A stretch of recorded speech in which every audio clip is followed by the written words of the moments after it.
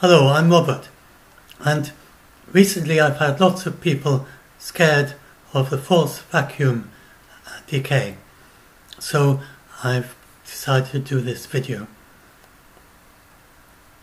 and to answer all of you. So I've talked about this before, but I don't think I've ever done a video about it, so here goes. And the quick summary is that there is nothing here at all of any concern. There's no realistic possibility. There's no realistic possibility that it has happened or that it's going to happen in your foreseeable future.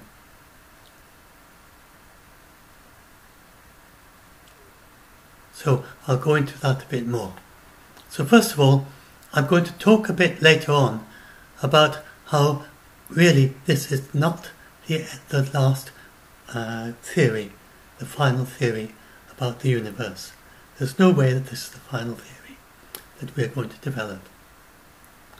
And it is exceedingly rare. Indeed, I only know of this one theory that has, late in the universe, such a thing as a metastable field. It's quite an extraordinary thing. It's not normal. And since this is not the final theory, we absolutely know that, then personally, I don't think it's at all likely that, say, whenever we get our next big breakthrough, whether it's 50 years from now, 3 centuries from now, I can't see us talking about a metastable Higgs field in the year 3000, say.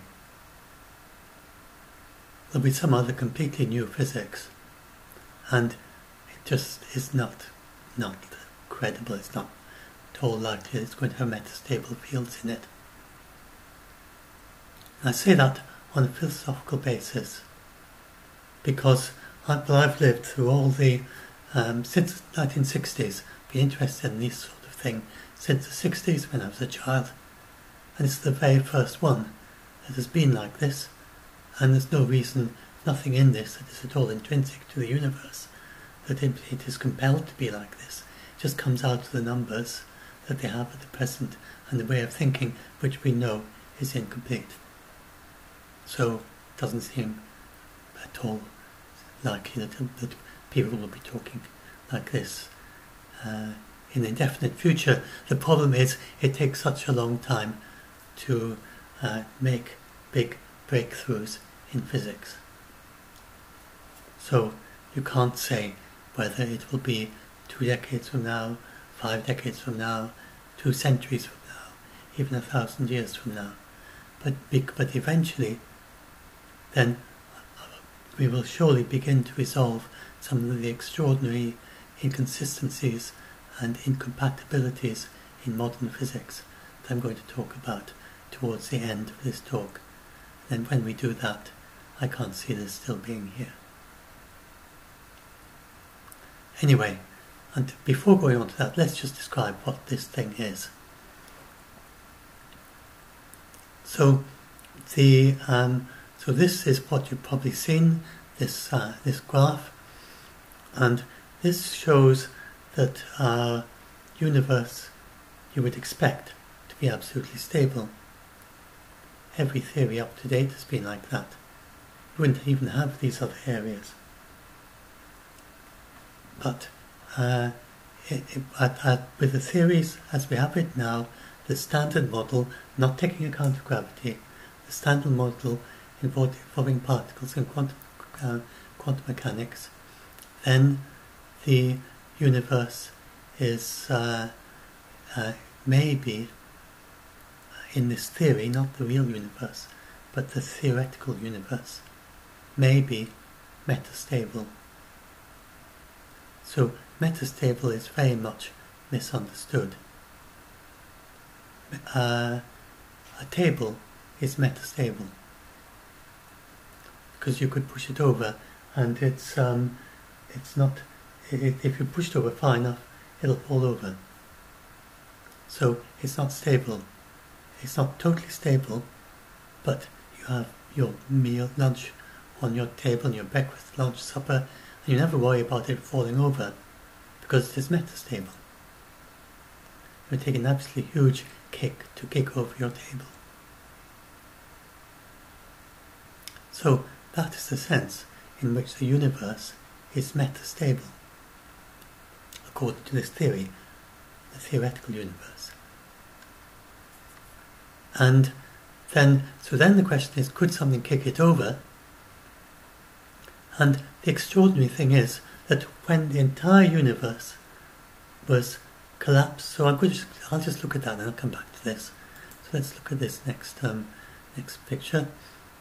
So it is true that very early on then the universe was metastable. But this is the time in seconds. You may not know what this means, but that's 10 to the minus 40, 10 to the minus 30, 10 to the minus 10 is a 10 billionth of a second. And that's when all the four fields eventually separated out, and all that instability at the beginning. And so in that sense, yes, the universe was metastable for about a 10 billionth of a second from the start of the Big Bang. And that's quite common. So since when I was a child, and that was understood. I think it went back then. I can't remember what came when, but I think it may have gone right back to my childhood. Anyway, but what we don't have in normal theories is the idea that it's still metastable 13 billion years later. And back then, the energies in the universe were absolutely stupendous. You're talking about all the mass in the universe is just the leftover of the annihilation of matter and antimatter. And then you have the radiation in the universe as well, which from the Big Bang has cooled down due to the expansion of space. So it is only 3 degrees above, 4 degrees above absolute zero. It's this is everywhere in space is that temperature. And apart from stars and planets are much hotter, but you can't get colder than that, except by artificial methods. And that is the leftover very, very, very cool temperature of the Big Bang. So back then, that entire energy of all the heat, that there is now at this incredibly low temperature of the entire universe, plus all the matter of all the trillion galaxies. Not only that, but that is just the leftover matter after annihilating matter and antimatter. So it's much more than that. All that was compressed into tiny amount, much smaller than the diameter of the nucleus, not of a hydrogen atom, but of the nucleus or the proton of a hydrogen atom, far smaller than that. We do not have the ability to compress even a kilogram into that space, or never mind a planet, never mind a trillion galaxies. And it wasn't a black hole because it was expanding. It was a little bit like a white hole. It's not really a white hole either. So all that compressed way down and expanding very rapidly. Those are conditions that we cannot create. There's no way, and it's hard to see that it's credible that any intelligent species in the entire visible universe could create such conditions. So the question is, if the Higgs field is metastable, which is what they're claiming, according to these measurements, well, I'll go back to this diagram and be a little bit more careful about what they actually claim. But if it was actually metastable, if it's metastable now, then how did it manage to survive the first 10 billionth of a second? When there's so much energy and so much mass, or energy mass equivalent, vastly more than there is in the universe now, compressed into a tiny amount. It doesn't make sense that the universe could have survived. and still be metastable today. So that's why it's credible to have this metastability at the beginning. That all makes sense. But then to go forward 13 billion years and say it's still metastable, this is the very first theory we've had, as far as I know. It's certainly none of the usual. I mean, lots of theories have come and gone. I've seen them, I've come across them, read them in New Scientist or whatever. Back then, it was the main way that I found out about things before the internet. I'm talking about before the internet began. Long before. 20 years before it became popular. I mean, there were computers. This goes back to my first experience with a computer was well before we even had the even beginnings of the internet. It was a big computer in a room, which you never got to see. The hard disk would have been too big to reach out with your arms and touch properly, or oh yes, I think the hard disk might have been a little bit smaller. It might have been possible I never saw the hard disk because it was in a secret room. It was not a secret, but a room that only the computer operators were able to go in there and see it. Nobody else came anywhere near the actual computer. It's almost like a little, sort of holy sepulchre kind of thing. There was only a few people ever went in and to where the actual computer was to look after its innards, which took up a whole room. So anyway, that's and then when I did my programming, I was in a room typing away on punch cards and incredibly noisy machines all around me going bah, bah, bah, bah, bah, like that. You could hardly hear yourself think. And then punching out these cards, and then it came on and you put them as you were typing away the computer code. So anyway, in all the time since then to today, this is the first theory, as far as I know, certainly that became popular, that has been anything like this. And I see no reason why there will be more theories like this. So that's why I don't believe it's likely this will last for long. Anyway, let's look at what they actually, could last for a few decades, but in terms of the future of our civilization, I'm sure 100,000 years from now they're not going to be talking about a metastable Higgs field. It's not credible to me, philosophically speaking. So anyway, let's look at what they say. So what they actually calculate. So this is all. So now people get very confused. Higgs particles are nothing to do with the collapse of the Higgs field. If it is possible, collapse of the false vacuum, the change of state.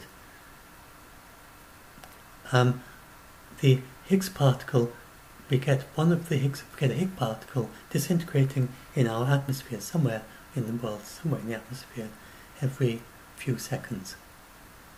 So a Higgs particle disintegrating is nothing to worry about.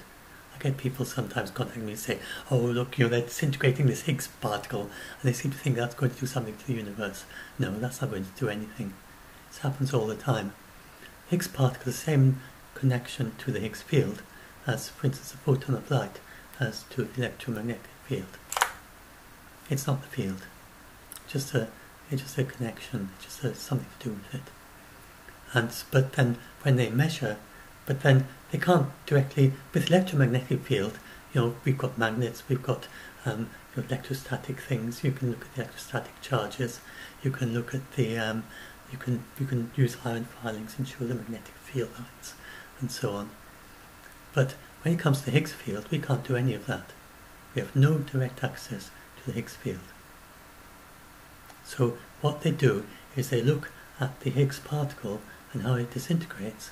And it's a little bit like looking at a photon and trying to understand magnetism, or looking at a photon and trying to understand electricity. Not electricity, but the fields, electrical fields, and trying to generate, try to work out how for instance, a particle accelerator would work by looking at the photons, and all you've got are photons. The photons don't disintegrate, but Higgs particles do, so they're extremely difficult to study as well. So these people are trying to work out something about the Higgs field by looking at a particle that's only there for a fleeting moment. Then they try and look what it disintegrates into.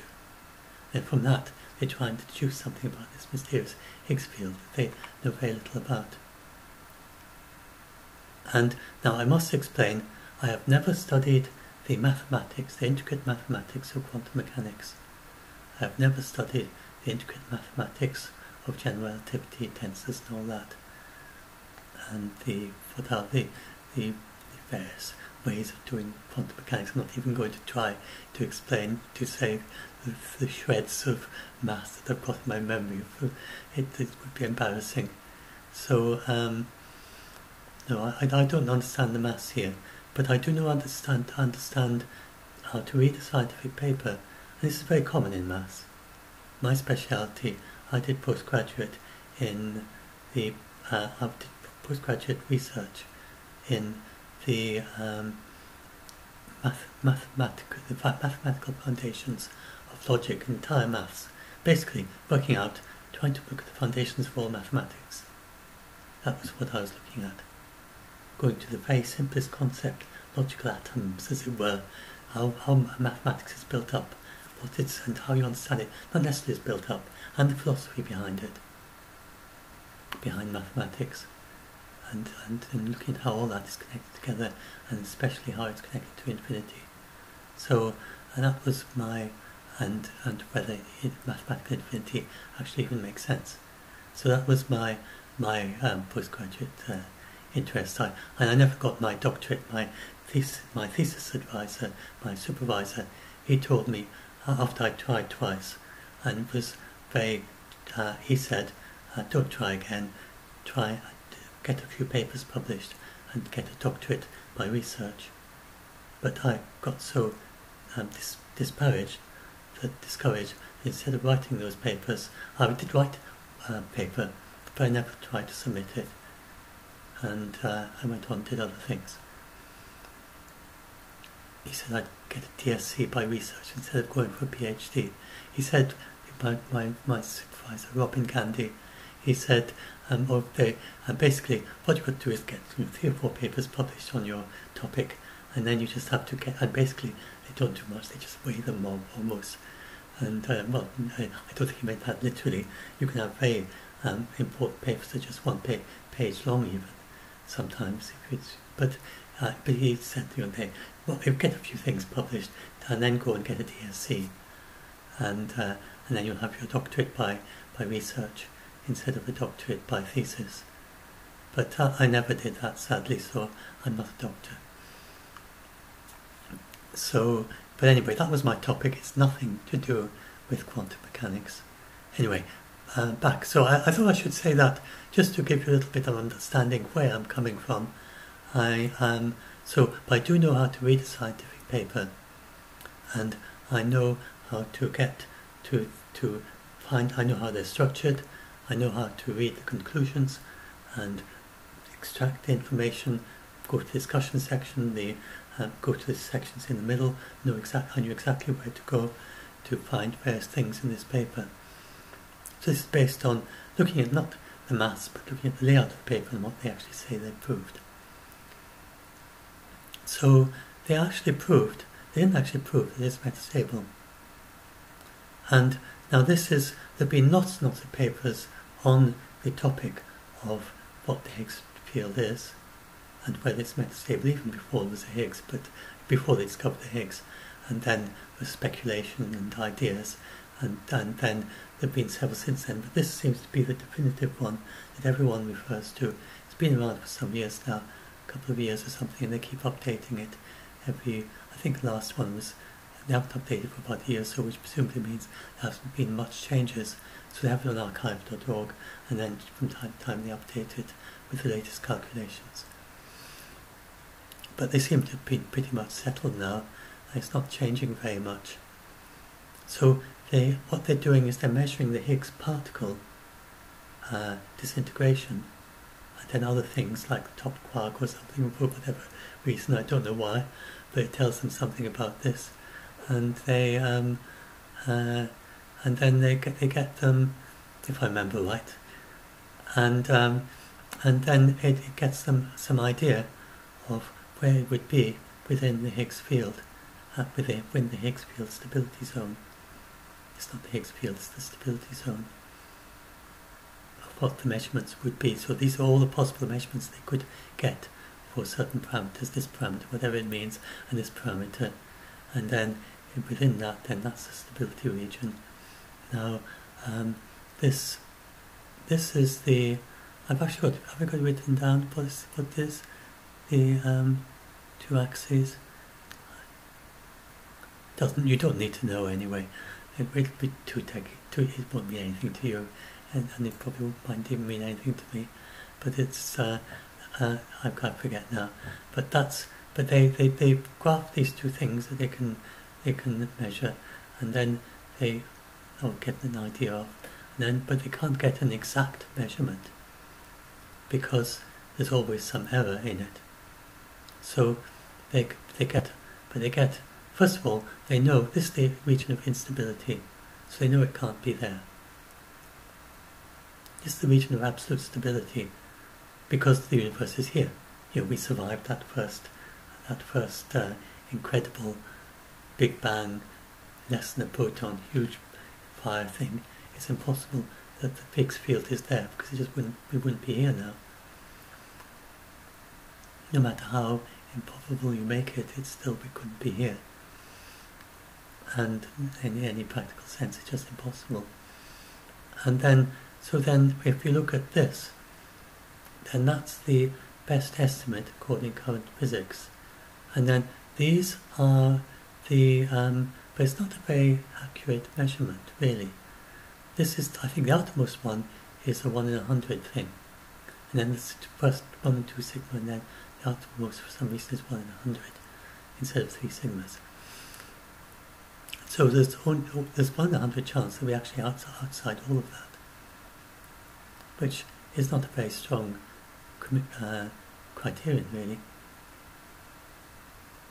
It doesn't amount to what you would call a discovery, really. And they say there's 1 in 140 chance that it is in the green zone, absolute stability. So you wouldn't actually say that we have proven or we have discovered that the Higgs field is metastable based on statistics at that level. You would rather just say that we have an indication that it is properly metastable and not stable.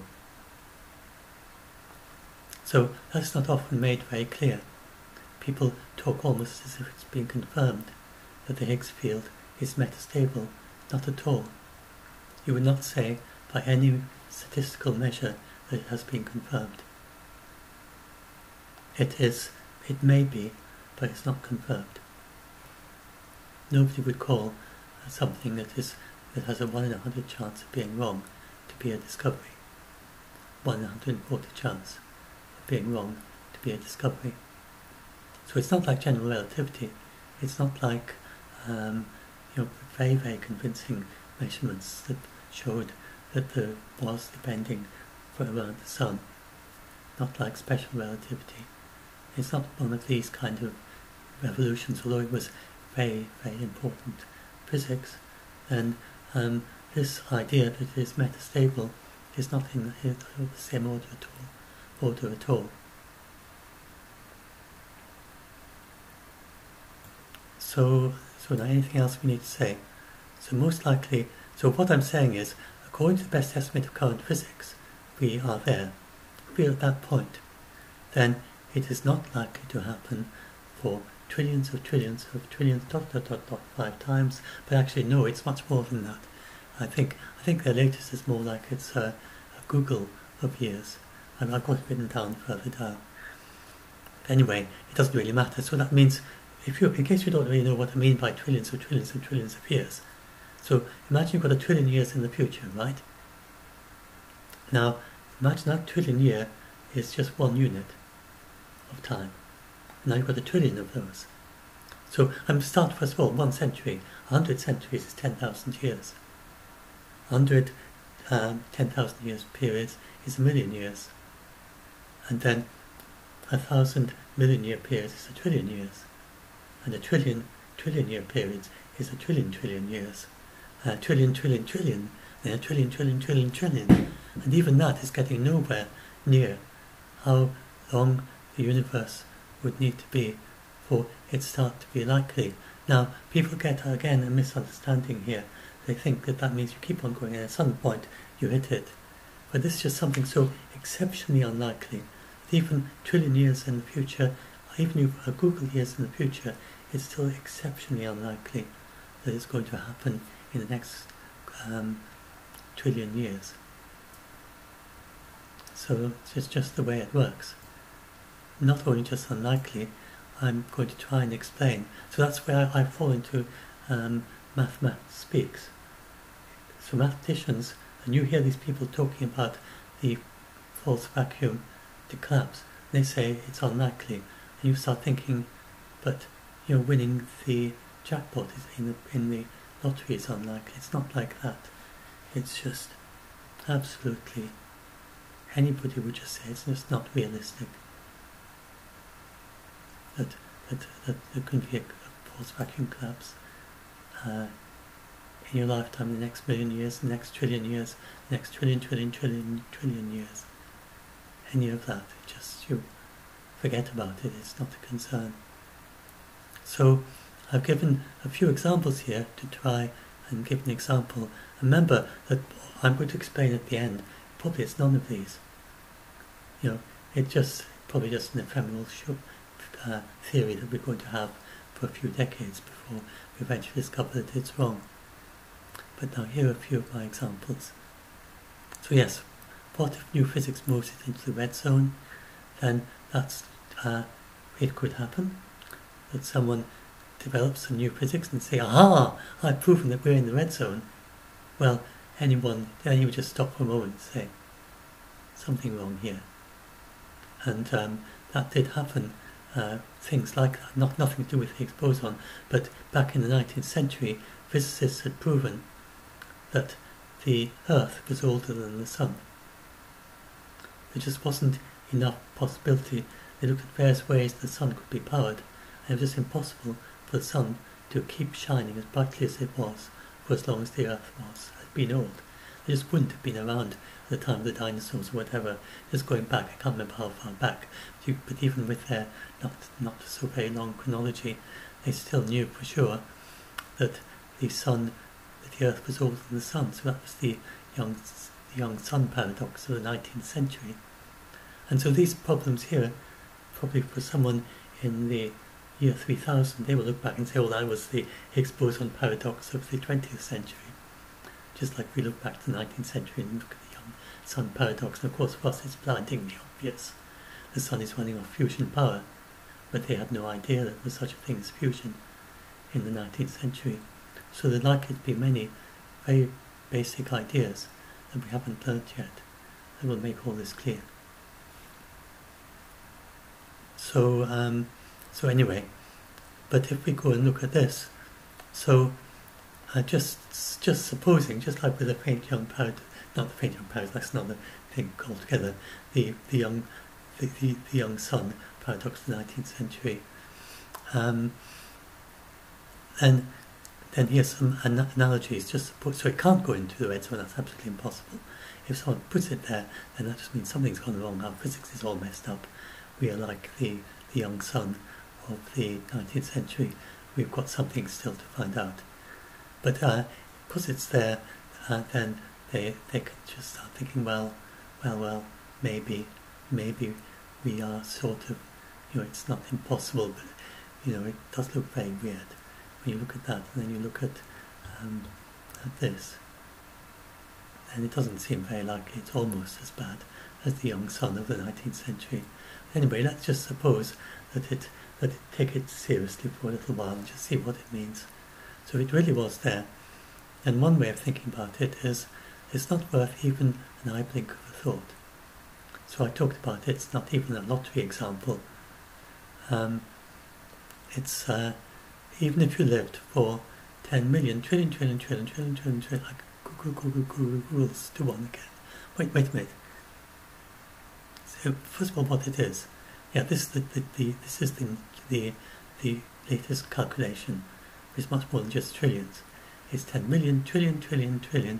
Let's see, 10 million, trillion, trillion, trillion, trillion, trillion. Google, Google, Google to 1 against. It's somewhere between that and 100 million, trillion, trillion, trillion. Google, Google, Google, Google, Google, Google, Google, Google, Google, Google, Google, Google, Google to 1 against. Where a Google is absolutely vast period of time, vast number. That's like in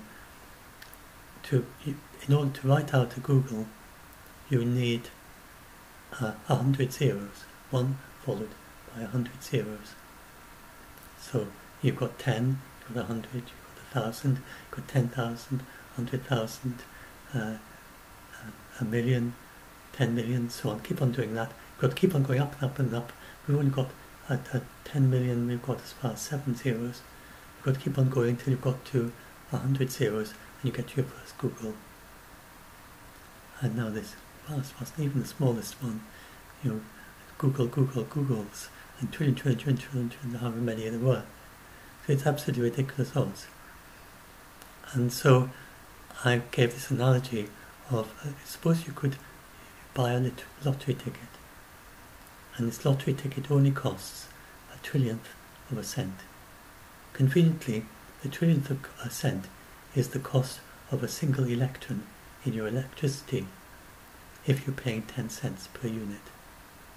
Then 1 electron will cost you, every electron as it flows through, when current flows through your light, every electron will be costing you 1/trillionth of a cent.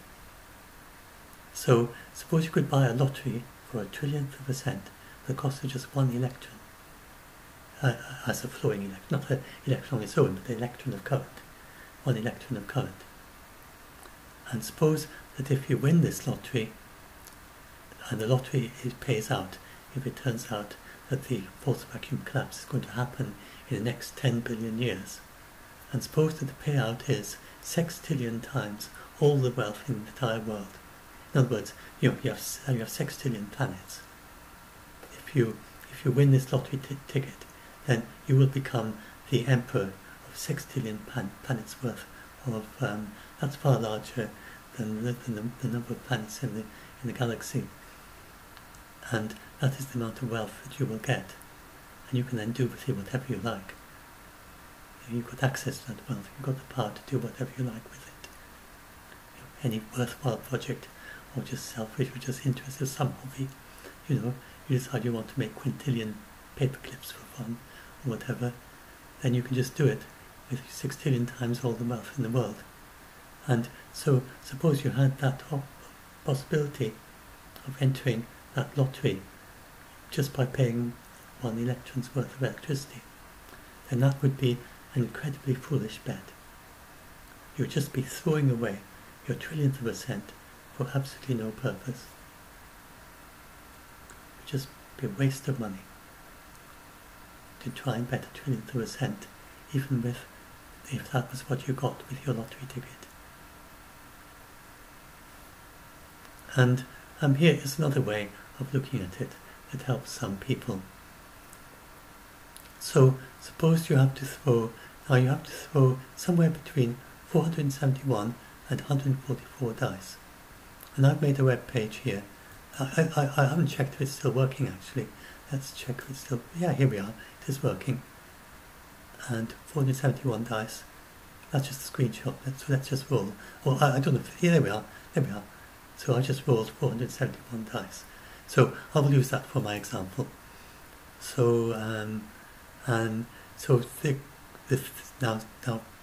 the little story we have here is that there's some, it's a little bit like in Terry Pratchett's stories where you've got the gods and they throw dice on top of the mountain. And suppose we know that our universe is not arranged like that, but just suppose that it was like that the gods of our universe, every 5 billion years, they picked a random intelligent extraterrestrial being, any extraterrestrial from the entire universe, any of the 1 trillion galaxies, including smaller galaxies as well as bigger ones, it shows, and that's just a rough estimate, and it shows just one being from all those trillion galaxies, and it happened to be you. And they said to you, you've got to throw a dice, you've got to throw 471 dice. And if all those dices turn up as a 6, then you will have then fated our world that the force vacuum is going to collapse in the next 5 billion years. And then you have to choose a random number. We will help you do that. Find a random number between 1 and 5 billion to find when it's going to happen. So now I am that poor sentient being, poor creature that was chosen from the entire universe. And I'm going to go here, I'm going to roll 471 dice. And if I get all of them as 6s, then trepidation, oh dear, the force vacuum might happen in the next 5 billion years. So, should I be scared? If I'm called by the gods to roll the dice, the 471 dice for the entire universe, should I be scared just now demonstrating it for you, that just by chance it might turn up all 6s? And no, I don't think I need to be scared, so let's just roll it. And there we are. And even the very first dice rolled was not a 6. It's the order in which they rolled. And here they are, going down, down, down, 461 dice. And you would need all of them to be 6s. And then if you, once you've done that, so we don't need to do this next step because we already know, but once you've done that, then where's the thing? And it's another way you can use this random dice roller. So my script there is using a pseudo-random number in computer code. This one is a much better randomizer. And there you are, it randomized the first 50 dice. Again, you can see there weren't any 6s, indeed it was long all the way up to there before the first 6. And then you need to get that, and you need to roll that, and that is a proper true randomizer. And you'd have to roll there 9 times, and then the last time you click here and you roll 21. And each one of those, all those things in all those 9 occurrences and in this one, would all have to be 6s. This is a very good randomizer that uses random motion of the air, molecules of the air, in order to randomize the dice, which turns out to be a good way of randomizing. Some people produce radioactive decay, but that's a little bit difficult to actually that is in some ways best of all, but random air molecule motion is just about as good. It's very random. So you do that, and again, I didn't have any trepidation that even the first 50 dice would all turn out to be 6 in a truly random roll that I just did there.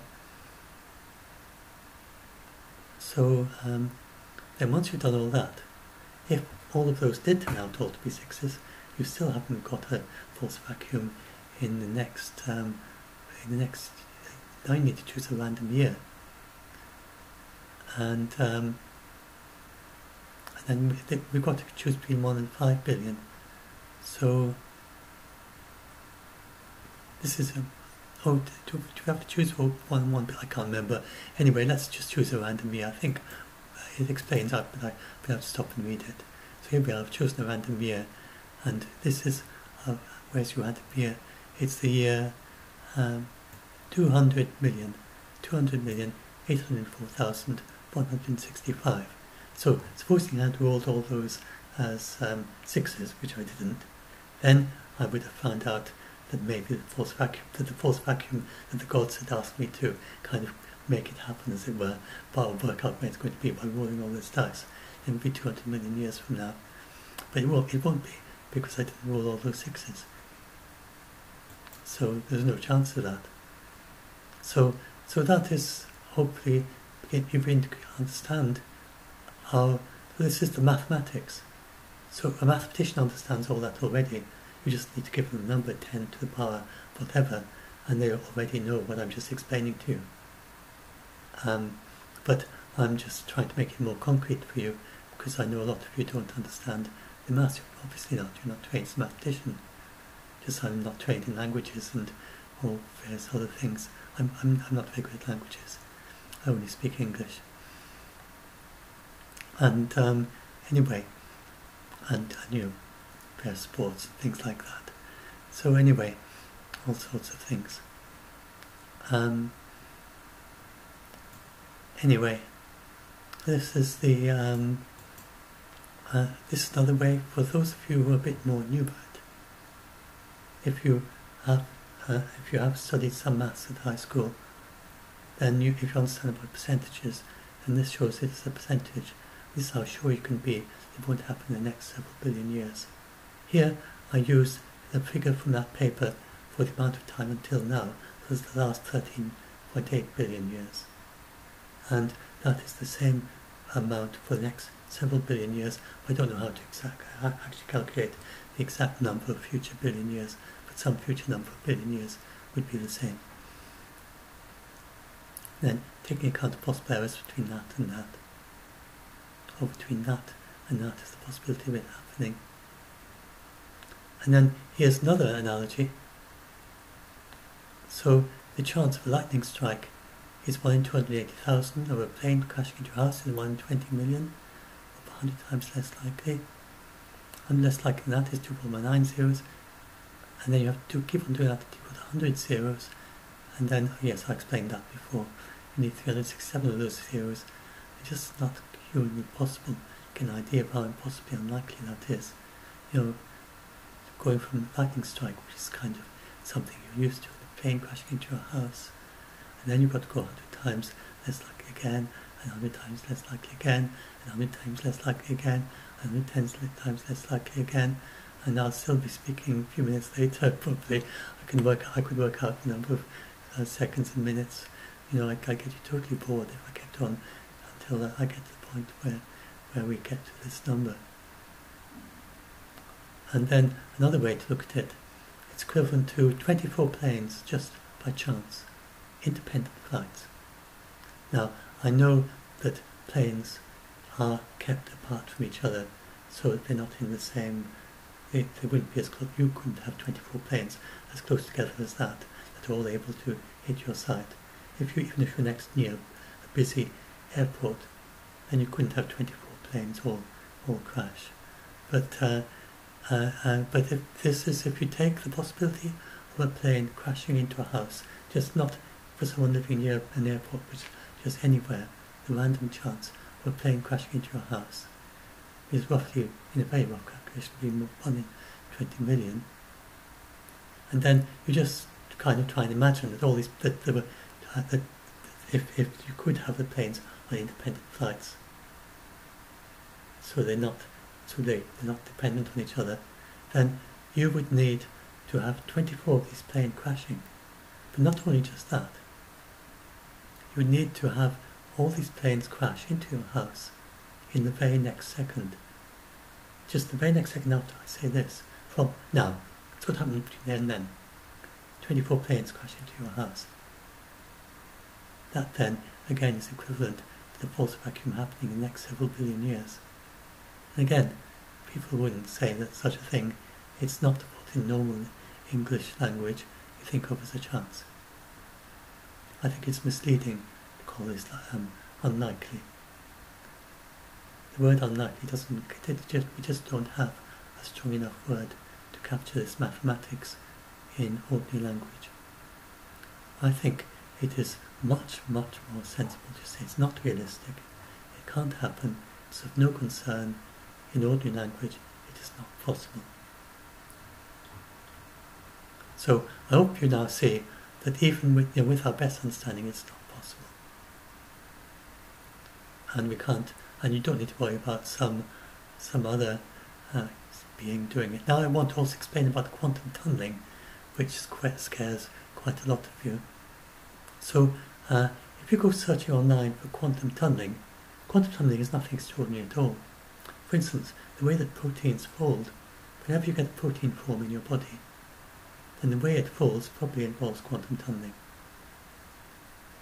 And the way you smell, and that quite possibly involves quantum tunneling. The way that plants get light from the sun involves quantum tunneling.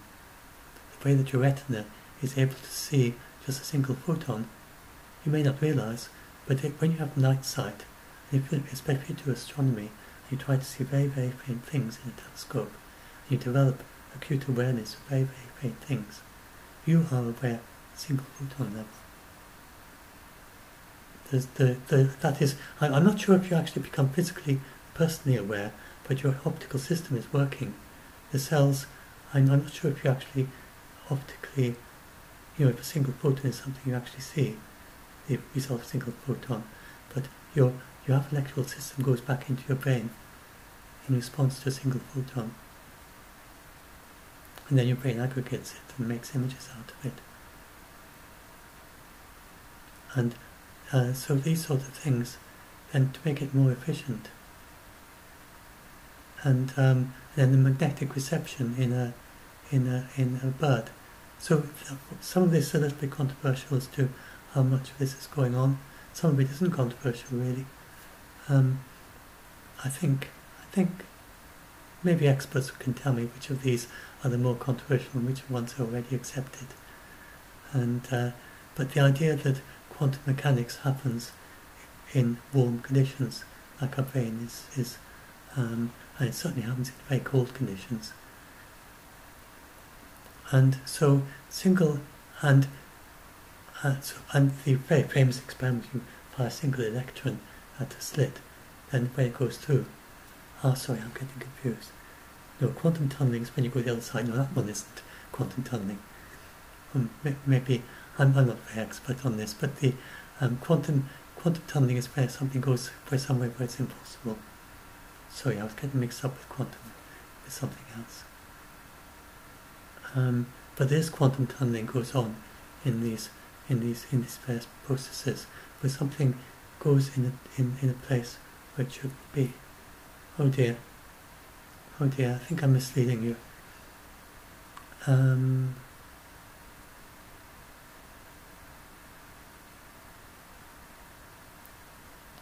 Right.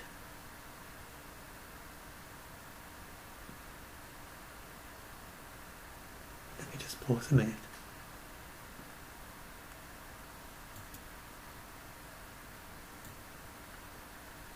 Yes, it was correct. There is, for instance, quantum tunneling in photosynthesis. So there is an energy barrier to in photosynthesis which gets overcome with quantum tunneling. So yes, I was right. I'm not sure if all the examples were right, but certainly photosynthesis is right. I will put a link to that in there. So so quantum tunneling is this, where something goes somewhere where it shouldn't.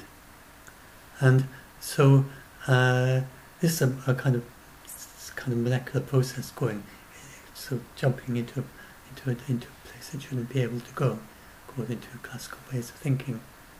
And but this sort of analogy that theoretically, if you left a ping pong ball inside a bank vault for long enough, then through this very mysterious quantum tunneling, at some point you come back and you find that the ping pong ball is outside the bank vault, just sitting on the street outside, and nobody cracked the safe, nobody stole it. It just spontaneously quantum tunneled and was outside. So it doesn't move through the wall either. It just ends up outside. So that's quantum tunneling. It just, 1 minute's inside, next minute's outside. Now that is something that'd be very difficult for an entire ping pong ball to do in one go, like that. Individual atoms and molecules could get outside, but for an entire ping pong ball to get outside, and that would be very strange. But it's possible. You can work out a number. Now there I'm talking about mathematically possible. these extraordinary way that mathematicians talk. They say something's possible, it's likely or unlikely, whatever. It doesn't mean it could really happen. An example I don't have here, that there's nothing to do with quantum mechanics, then if you look at in your hands, your fingers, then there's lots of water. We know our body is mostly water, right? Water at blood temperature is jiggling around. Each individual water molecule jiggling around. It turns out it's jiggling around at supersonic speed. So, if all the water molecules in your toes, say, were to all happen jiggle in the same way, there's no way your toes could stay together. They go flying off with 10 little miniature supersonic bangs. And so you have 10 supersonic booms. So you're just sitting at your desk or doing a Pilates or something. Then suddenly you hear 10 sonic booms. And you look and you haven't got any toes anymore. Because just by accident, just by pure chance, all the water molecules in all your toes, for some reason, all were going in the same direction. And since it's nearly all water, there's nothing else to hold, and the rest, what's the rest, could never withstand that sort of a thing, which they just go flying off, and they'd be gone. And they'd leave holes in the walls, probably, or something. We're talking much faster than a bullet, supersonic speed. So, do bullets go at supersonic speed? Or maybe they do. Sorry. I think they might do. No, you're talking about pretty fast. Yes, bullets go at supersonic speed, of course they do. High velocity bullets do. Anyway, so yes, going about the speed of a bullet. So anyway, hypersonic bullet. So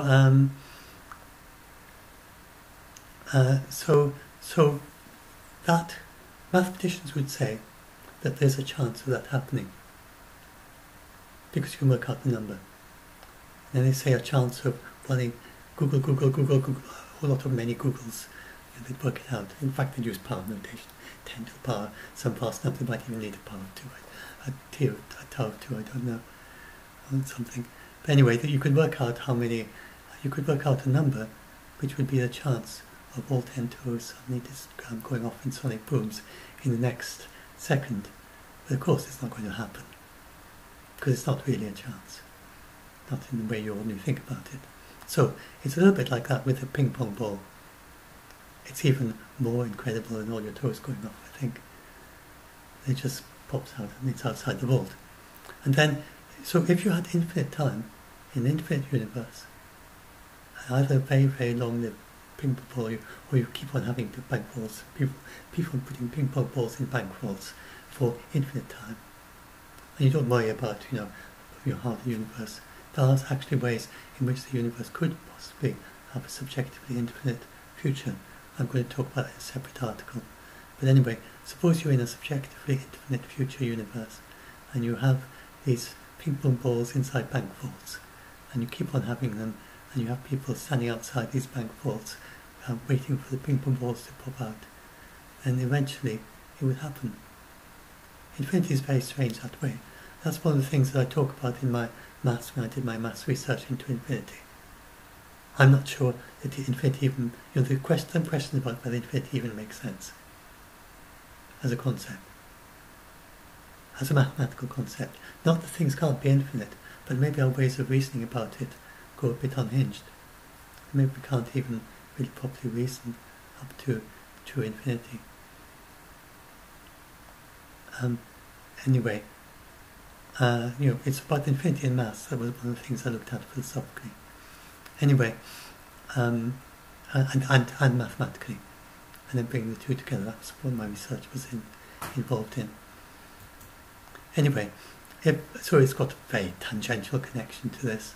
It's nothing to do with quantum mechanics, but theoretically, if you waited for long enough, if you had infinite time or close to it, absolutely fast period of time, then it would happen, amongst many other very extraordinary things. And indeed, if you waited long enough, your vault would spontaneously transform into a museum filled with Stradivarius violins. And if you waited long enough, they should spontaneously get strads forming in the asteroid belts, assuming there are still asteroid belts a few forward into the infinite future. So there is a, inverted commas, chance that if you go up into the asteroid belt, you'll find a strad just floating in space. I don't know if it would still be playable, like being in the vacuum, but it could happen. But not really. Well, but you shouldn't go out prospecting for strads in interplanetary space. Although that's conceptually possible, makes no difference to the practical impossibility of it happening today. So I hope you get a little bit of a flavour. I'm trying to give you a flavour of how mathematicians think, and then when these people talk about, oh, there's a chance, and they say extraordinary things happening, they say there's a chance that the force vacuum has already happened, there's a chance it could even happen here, a chance it could be somewhere else in the solar system. They mean in this extraordinary sense that there's a chance, it's rather not the same number, but rather similar idea, saying there's a chance that if you go in the asteroid belt you'll find a strad there. There's a chance that if you leave a ping pong ball inside a bank vault it'll pop outside. There's a chance that your bank vault will turn into a museum full of strads. So I need to think about it like that. It's not realistic, it's not of any concern, it doesn't even make sense. Except in this very bizarre way of thinking that mathematicians have. So, and then I talk about the puzzle of the early universe, and here's, I've got a clip from Professor John Ellis, and he is pretty clear. He thinks that this is just a sign that we need new physics. He doesn't take it seriously at all. He is very keen on supersymmetry. So that then leads me on to, I want to make this quite long, because I know people get very scared about the false vacuum, and they may find it reassuring to listeners, even if it doesn't make, even if some of the things I say don't make too much sense. Some of the things I'm going to say just now may be a little bit abstract, but I'm just going to talk in ordinary language, but some of the words, don't worry, I think it might be reassuring too. So,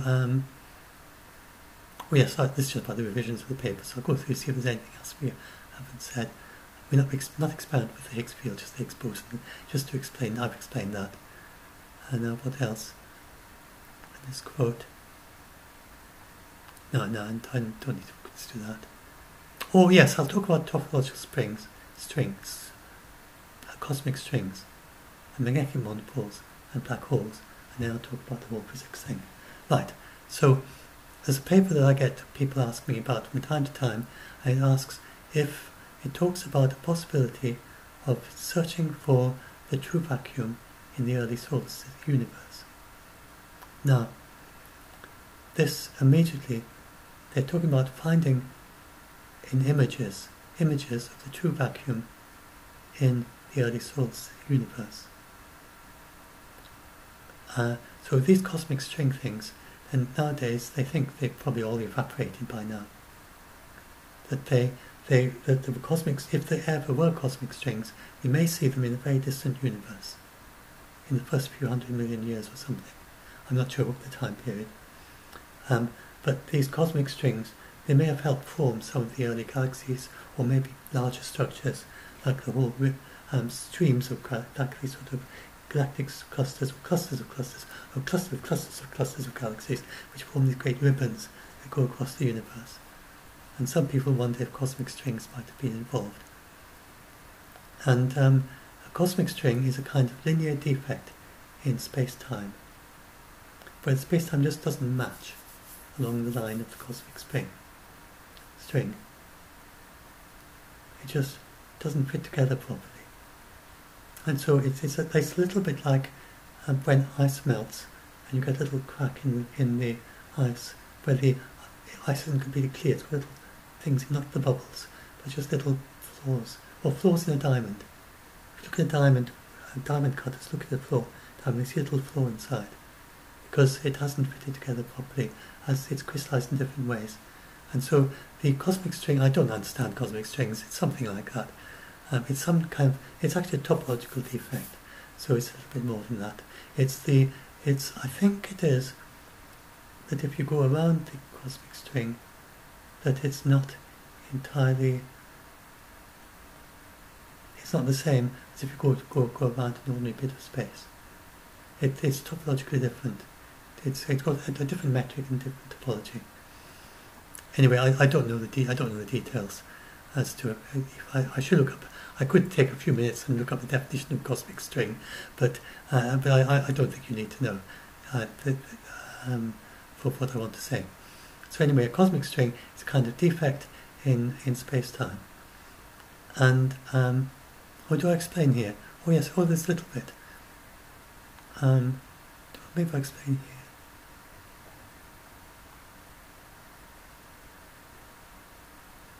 Or I just say a narrow line in space where space-time doesn't join together properly. It doesn't explain in technical detail how it doesn't join together properly. And so I better not say. I should probably find out and add that. I'm doing this before I upload it to my website, Science 2.0, because I'm going to add this as a video. So I'll just add a little note.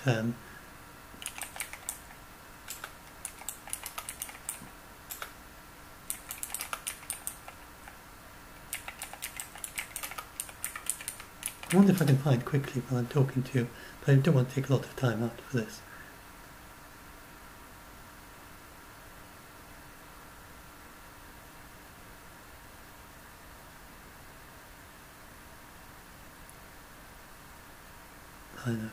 Cosmic. It looks rather complex. I think I need to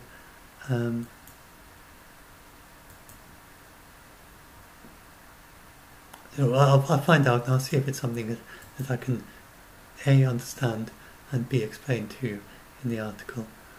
I could look at Wikipedia. They just give that analogy that I give. They're usually quite not too bad about this. They don't really explain what it is. In that bit, I'm quite a quick reader, scanner. Oh yes, here we are, an angular defect, deficit. Oh yes, that's what I was looking for. It's characterized by an angular deficit. Okay, I can explain that to you. I'm not quite sure how that works with the rest of the universe. Assuming that Wikipedia gets it right, it tends to get this sort of thing right. And that is, it rings a bell. I think this is right. So what it means is that if full circle is 360 degrees, but at a cosmic string, then and so you could get a 60-degree angle, another 60-degree angle, another 60-degree angle, and it would take it takes 3 of those to get 120 degrees, 180 degrees, and it takes 6 of those to get 360 degrees. Okay? But now if you're at a cosmic string, you might take you get equilateral triangles, and so you get 6 equilateral triangles which fit together at a point. The cosmic string, you might find that 5 equilateral triangles, perfect 3 equal-sided triangles with all the sides equal, and that makes a 60-degree angle. And like you get with or like you get with some games where they're made up of triangles, triangles fitting together to make a kind of network, then you'll find 6 of them meet together at every point. Well, if you have a cosmic string, then maybe only 5 of those meet, or maybe even only 3 of them meet. And so it's kind of so you'd have the space-time is kind of squashed together like that around the cosmic. So there's a cosmic string going. If I can show you, I'll maximize myself and. Well, that'll do fine. So there's your cosmic string, like that. Then around it, you put your equilateral triangles, and you have one. Well, if I imagine the cosmic string is like that, if I can do that, you have 1, 2, 3, 4. But because it's a cosmic string, now I've already gone all the way around to the start. I can't simulate it because obviously the space-time is absolutely normal in my room. But if it's a cosmic string, then after doing about 3 or 4 times, be all the way around, back around to the start, because it's a defect in space. So that's a cosmic string. Now, they say that we could be able to see, and then these cosmic strings, they're not steady. They kind of jiggle around. They're very, very wild things. They can't keep still for a moment. And they start crisscrossing with themselves as they kind of thresh around. A bit of a sore throat from talking so much. But as they thrash around in space, have I got some more people? Yes, I've got some water. Just a second.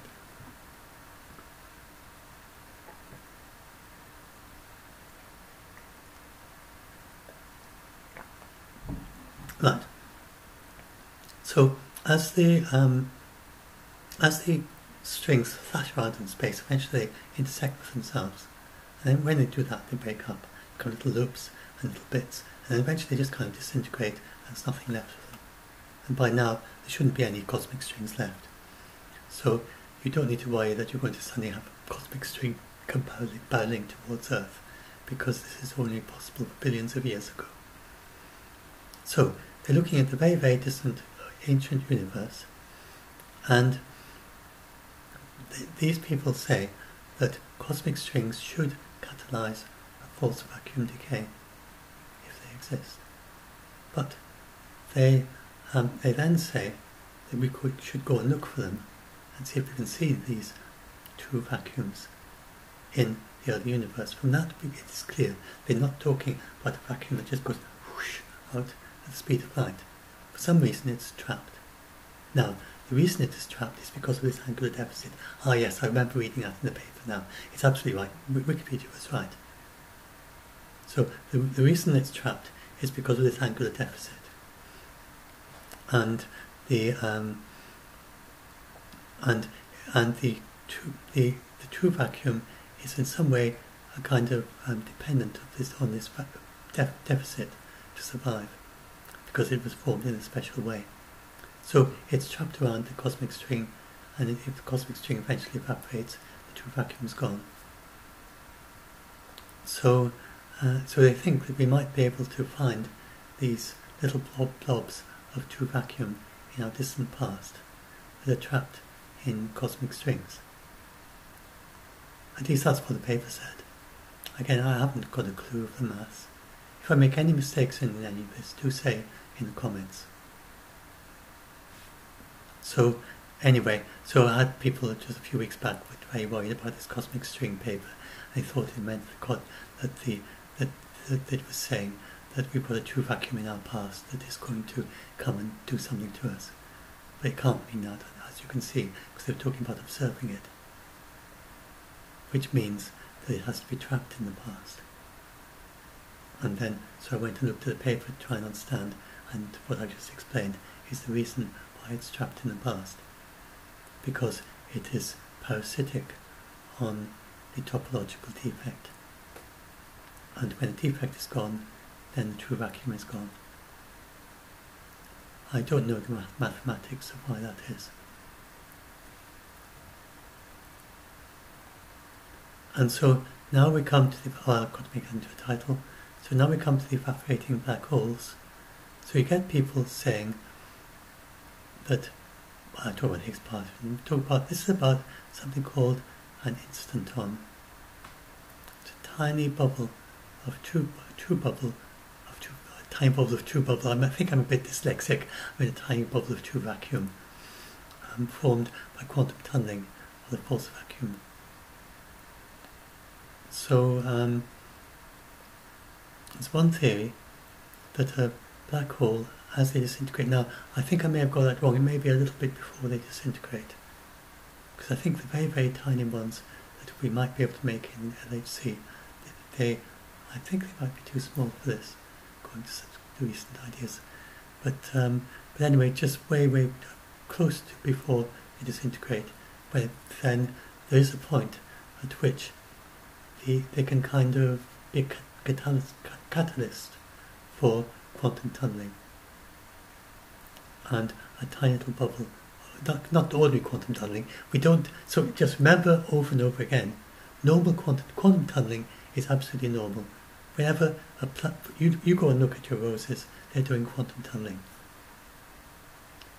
Go and look at your carrots, and you've made a kind of, you've got a little row of carrots, and you've got a row of quantum tunneling vegetables, or your beetroots, or your fruit tree, or anything that's doing photosynthesis.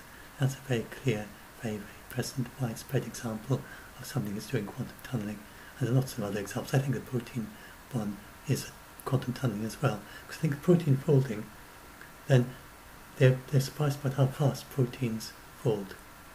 And it seems as if they do it, they very, very quickly get to the right configuration, and they miss out lots of other ways they could have gone that are wrong.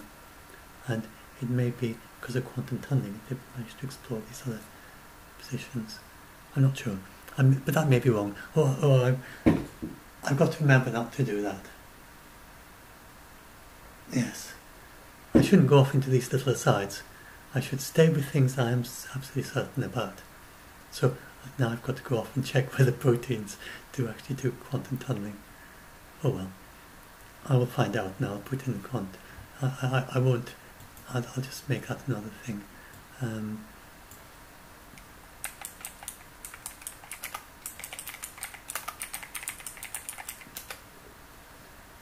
Protein. Yes. No. Electron tunneling. Just tunneling. Well, this electron transport. Quantum tunneling in enzymes. So I mean, this is very ordinary stuff. It's not like some people talk about quantum tunneling in the brain, which is in the way you think, and that's less established. But it's called protein folding.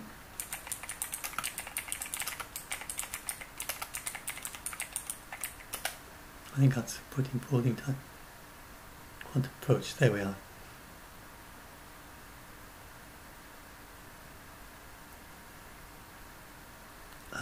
That is what I need to check, whether that involves quantum tunneling.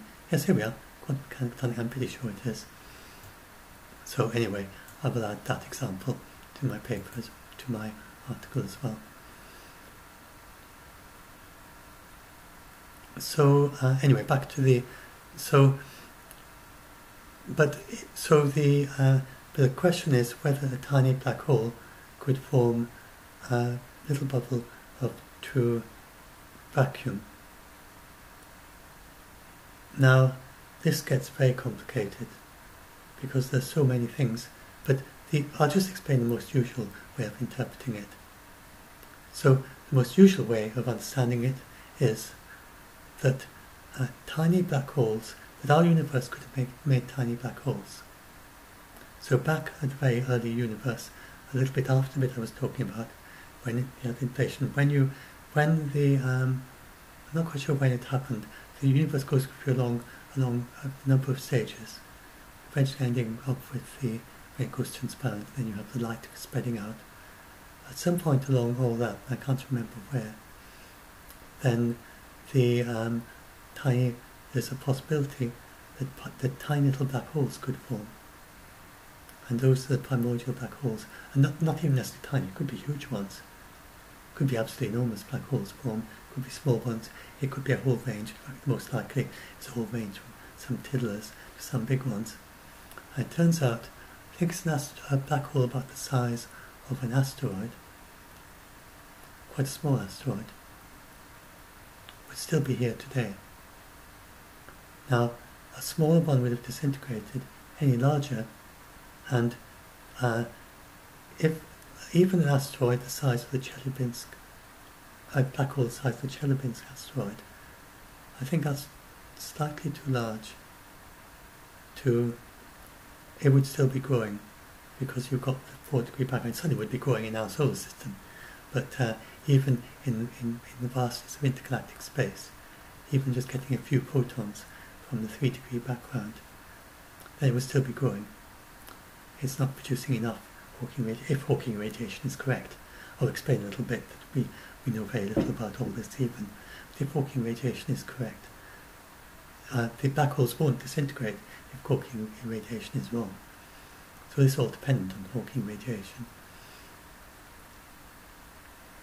Then, so this is so difficult to explain to people because there's so many ifs and ands and buts and ors, and maybe it's this and maybe it's that, and in the end they haven't really proven anything, I don't think, but it is kind of interesting. But their basic result is that that they're trying to prove that there can't be these tiny black holes, and it's rather amusing.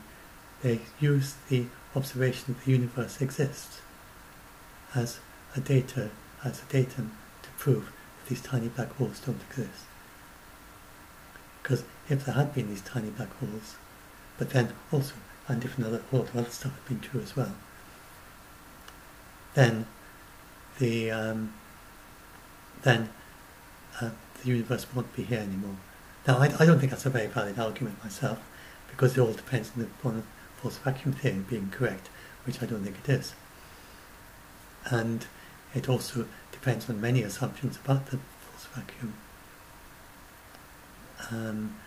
Because, for instance, there's one possibility that as you get a very, very small black hole, it forms an instanton, but that instanton, instead of expanding in our universe, it might create a new universe.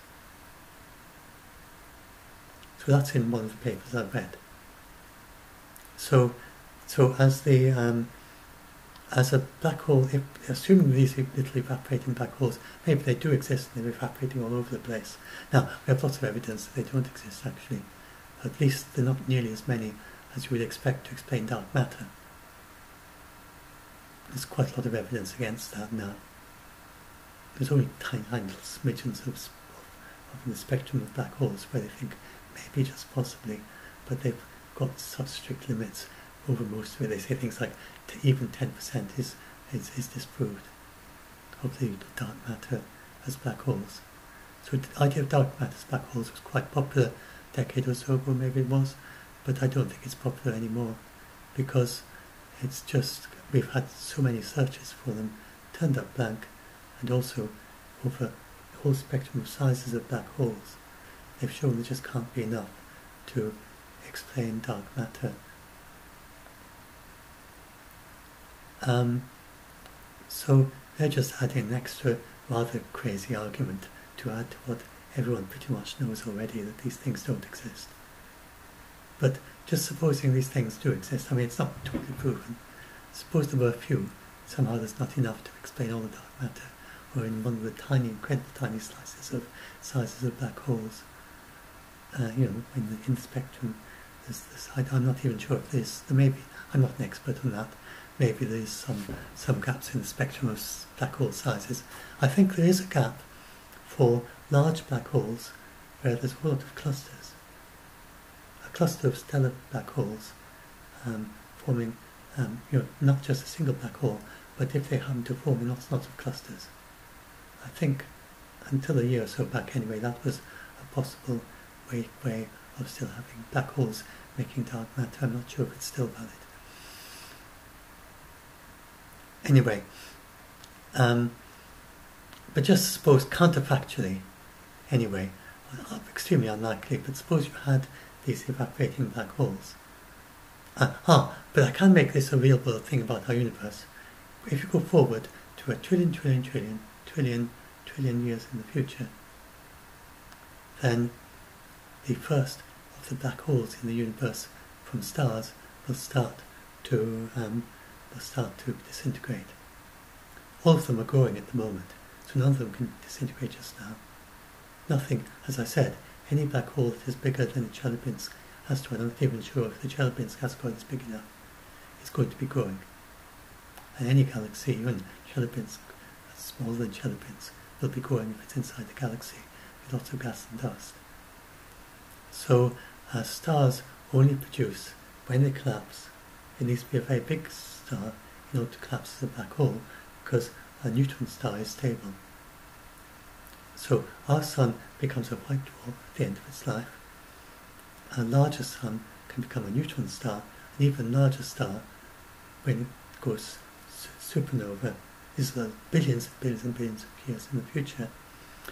But a very large star, it happens much faster, even when it's quite young. Then a very, very large star can collapse to a black hole. And so those black holes, then they're, can't remember, there's some in a black hole desert it's now called. I think they can be maybe as small as 3 black holes, but it's not a dubiousness as big as 3 times the mass of the Sun. Some dubiousness about how small they can get. They maybe get a little bit smaller than that even, but they certainly can't get as small as the Sun in total mass. I don't think that's possible with the normal astrophysical ways of making black holes. Now something that big will keep getting larger and larger and larger for a very long time into the future of our galaxy. Trillion years is still getting larger. Trillion years is still getting larger. I'm just guessing there. For a long time, I think it's at least that much. I would be surprised if it's getting smaller by then. But if you go trillion years, then the smallest black holes may be starting to disintegrate. The ones that have spent a lot of time in intergalactic space in between, and not been in a galaxy that's been feeding them. So at that point, if this theory is correct, and if this false vacuum collapse is correct, as I say, by then they probably long before then they probably proven that all this is nonsense. Or well, not nonsense, but not true. It's a valid theory, it's very sensible to do this sort of stuff. It's not nonsensical to do this stuff, but they've probably shown it's not true by then. Something to make absolutely clear. Our theories do not change the universe. So that we think at the moment that our best theory of the universe is a false vacuum collapse, that does not make any difference to the universe. I get some people get very scared or kind of OCD-like. There's this magical idea. So if you've got magical thinking, so even scientists do that, the people in JPL, and they always hand out peanuts whenever a spacecraft lands on Mars, or any other dangerous mission like that. This all goes back to an early mission that landed on the moon, and it was the first successful, I'm not sure if it was a soft landing on the moon, or if it was a penetrator. It was a landing that sort of crashed into the moon, but in a successful way, doing what they wanted it to do. Anyway, one of the very first successful lunar landings, getting some idea of the lunar surface. And the JPL mission planner had handed out peanuts. So ever since then, whenever they're doing a particularly difficult mission, like the 7 minutes of terror landing on Mars, with Curiosity landing on Mars, when Curiosity landed on Mars, the JPL director handed out peanuts for everyone who was watching it. And this is an example of magical thinking. But these people absolutely know that handing out peanuts will not help Curiosity to land on Mars. Not as silly as that. But it's a natural way that our minds work.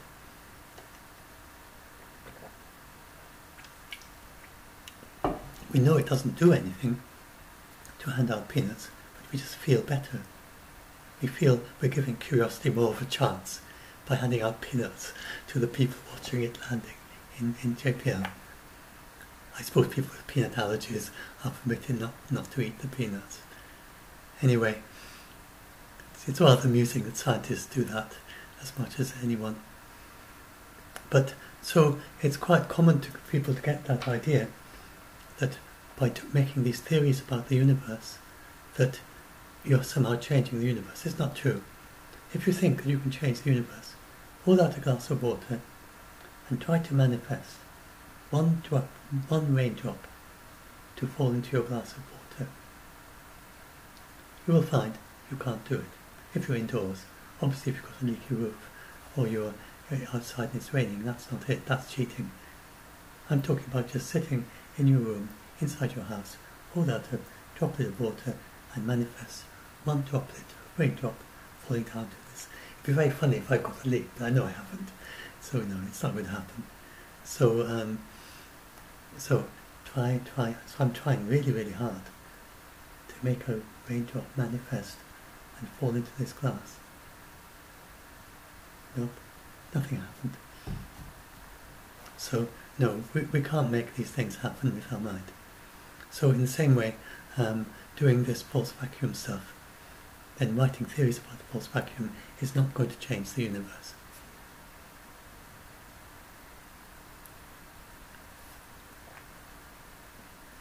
Whatever it is, it is. And I'm going to explain that why we think it's very unlikely that this describes the universe properly. So anyway, oh yes, I never finished talking about the instantons.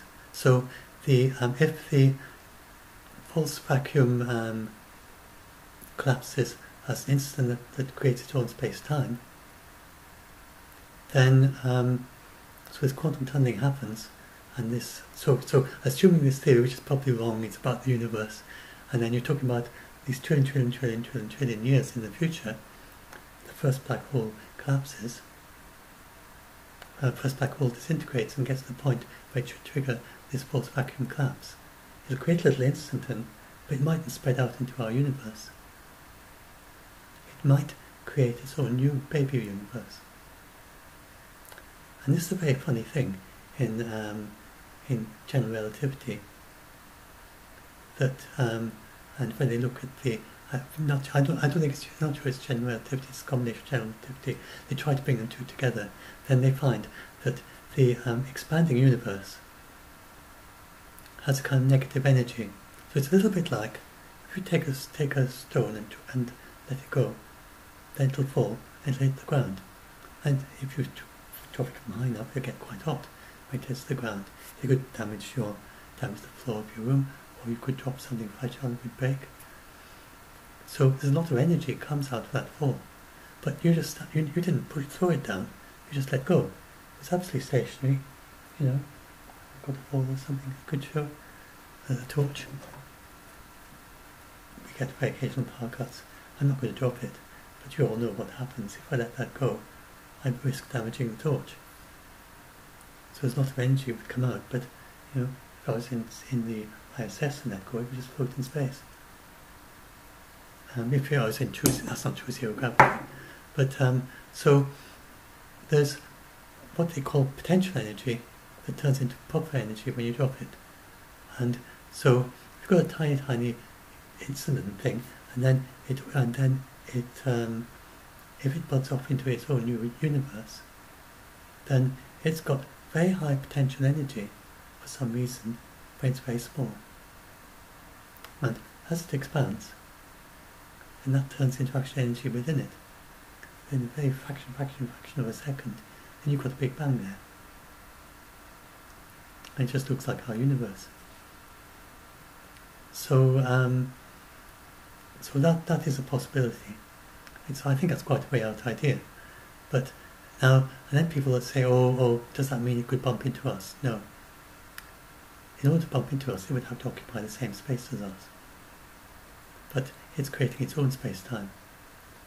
So it just forms a new space-time, no connection to our space-time. And it kind of little neck forms, disintegrates, and you've got a whole new universe with a new baby universe.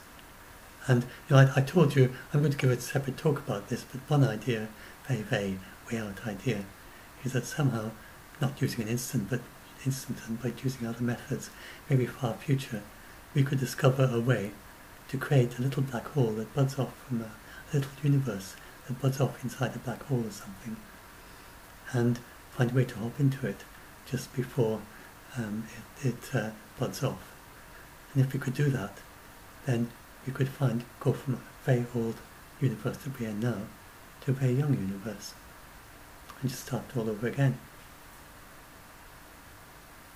So, anyway, we don't know what future technology with trillion or even more years can bring to the intelligent creatures inside our universe. So anyway, I hope I've said enough about the evaporating black holes so you're not scared by them either. Most likely such things don't exist. If they do exist, then they're safe. They must be, because we're here. maybe they don't evaporate. Or maybe they do evaporate and they create little baby universes. And maybe as soon as the universe began, it just had these little evaporating black holes, and it's already budded off to 1 trillion baby universes. That could happen, and we'd hardly see any sign of it in ours. We'd see what just looks like a little evaporating black hole, nothing happens, and all unbeknownst to us, it's created a new universe. So that's not impossible. But I don't think people think that it's a very, as I said, it already pretty much ruled out evaporating black holes. And this is more someone saying, oh, how cool that we can use the existence of the universe to show that there aren't evaporating black holes. But they didn't really, because it all assumes so much other stuff to really prove evaporating black holes. I don't think by itself it's a convincing argument that there are no primordial black holes. We've got lots of other evidence that they don't exist. But anyway,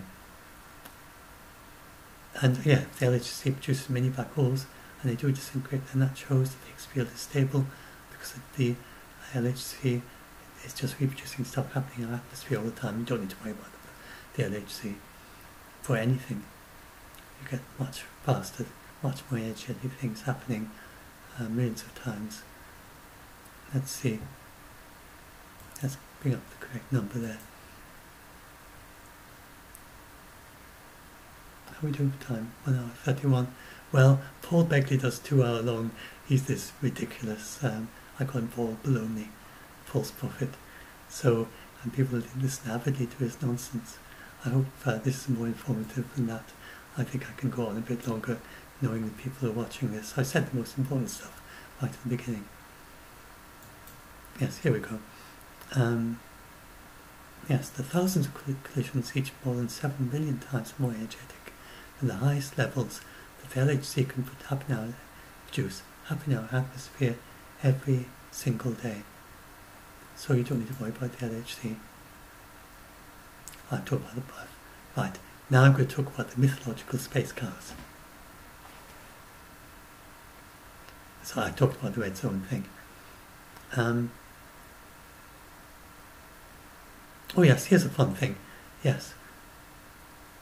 If we were doing, if anyone proved that we were in the red zone, if you take one look at the calculator and say it's wrong, and can't be there, and can't be, and then if we looked, if we're doing physics in the first million years after the Big Bang, say, that's only 100,000 lifespans. And if some civilization arose back then and reached the same level of science as we have now, they've only got as far as our physics, and came across the idea of a false vacuum decay, then they might feel there's a time, if they hadn't done that calculation, or if they distrusted that calculation, they would have lived somewhat earlier. And they're pretty convinced of that calculation, and it's not very likely it's going to move any further. And we don't have these primordial... Oh, yes, let's say that they haven't... They're not sure what primordial black holes. There's very little information back then. And they think, oh, you know, it's only 1 million years after the Big Bang. Maybe none of the primordial black holes are disintegrated yet, and they exist. And something like that. They might think there's a tiny but significant possibility that the false vacuum decay is going to happen, because the universe has lasted such a short time, and we've only had 10,000 lifespans. It'd be extraordinarily unlikely that in the 10,000th lifespan since the beginning of the universe that something was happening in that particular lifespan. But you could imagine, and it's very speculative, but it's rather a fun idea. So I'm missing something. I'll come to the space cows in a minute. So, yes, this is a fun idea. It was published in 1014, that as the Big Bang cooled down, the universe temporarily was at just the right temperature for our kind of life. At above the freezing point of ice, the melting point of ice, liquid water would form, and very early in the universe, there's a possibility that very early on, very huge, massive stars formed. When they go over their life, very youngest, the hugest, very big black stars can go through their entire life very, very quickly. And it's vaguely possible that by 15 million years, that we could get all enough elements for life to form in the universe. Now, I don't know how well established this is. Anyway, just a fun idea. I want to use this as a fun idea rather than say, oh, this is going to happen. This paper was never published, but it got quite a lot of interest at the time in 2014. Lots of people chatting about it. And so the temperature is just right. The main question is, was there enough water, even locally in some little bit of the universe? Was there, hydrogen is easy, oxygen is a little bit more difficult. Were there other things like metal? Were there bits of iron around? Were there phosphorus, nitrogen? Was there stuff like that around? Boron, using molybdenum. Molybdenum used an incredible number of elements in our biology. Whether all biology needs so many elements is another matter. But anyway, was there enough for RNA life? Uses less elements than DNA life. So RNA life would be a little bit easier. Anyway, were there enough elements around back then to get some form of biology started?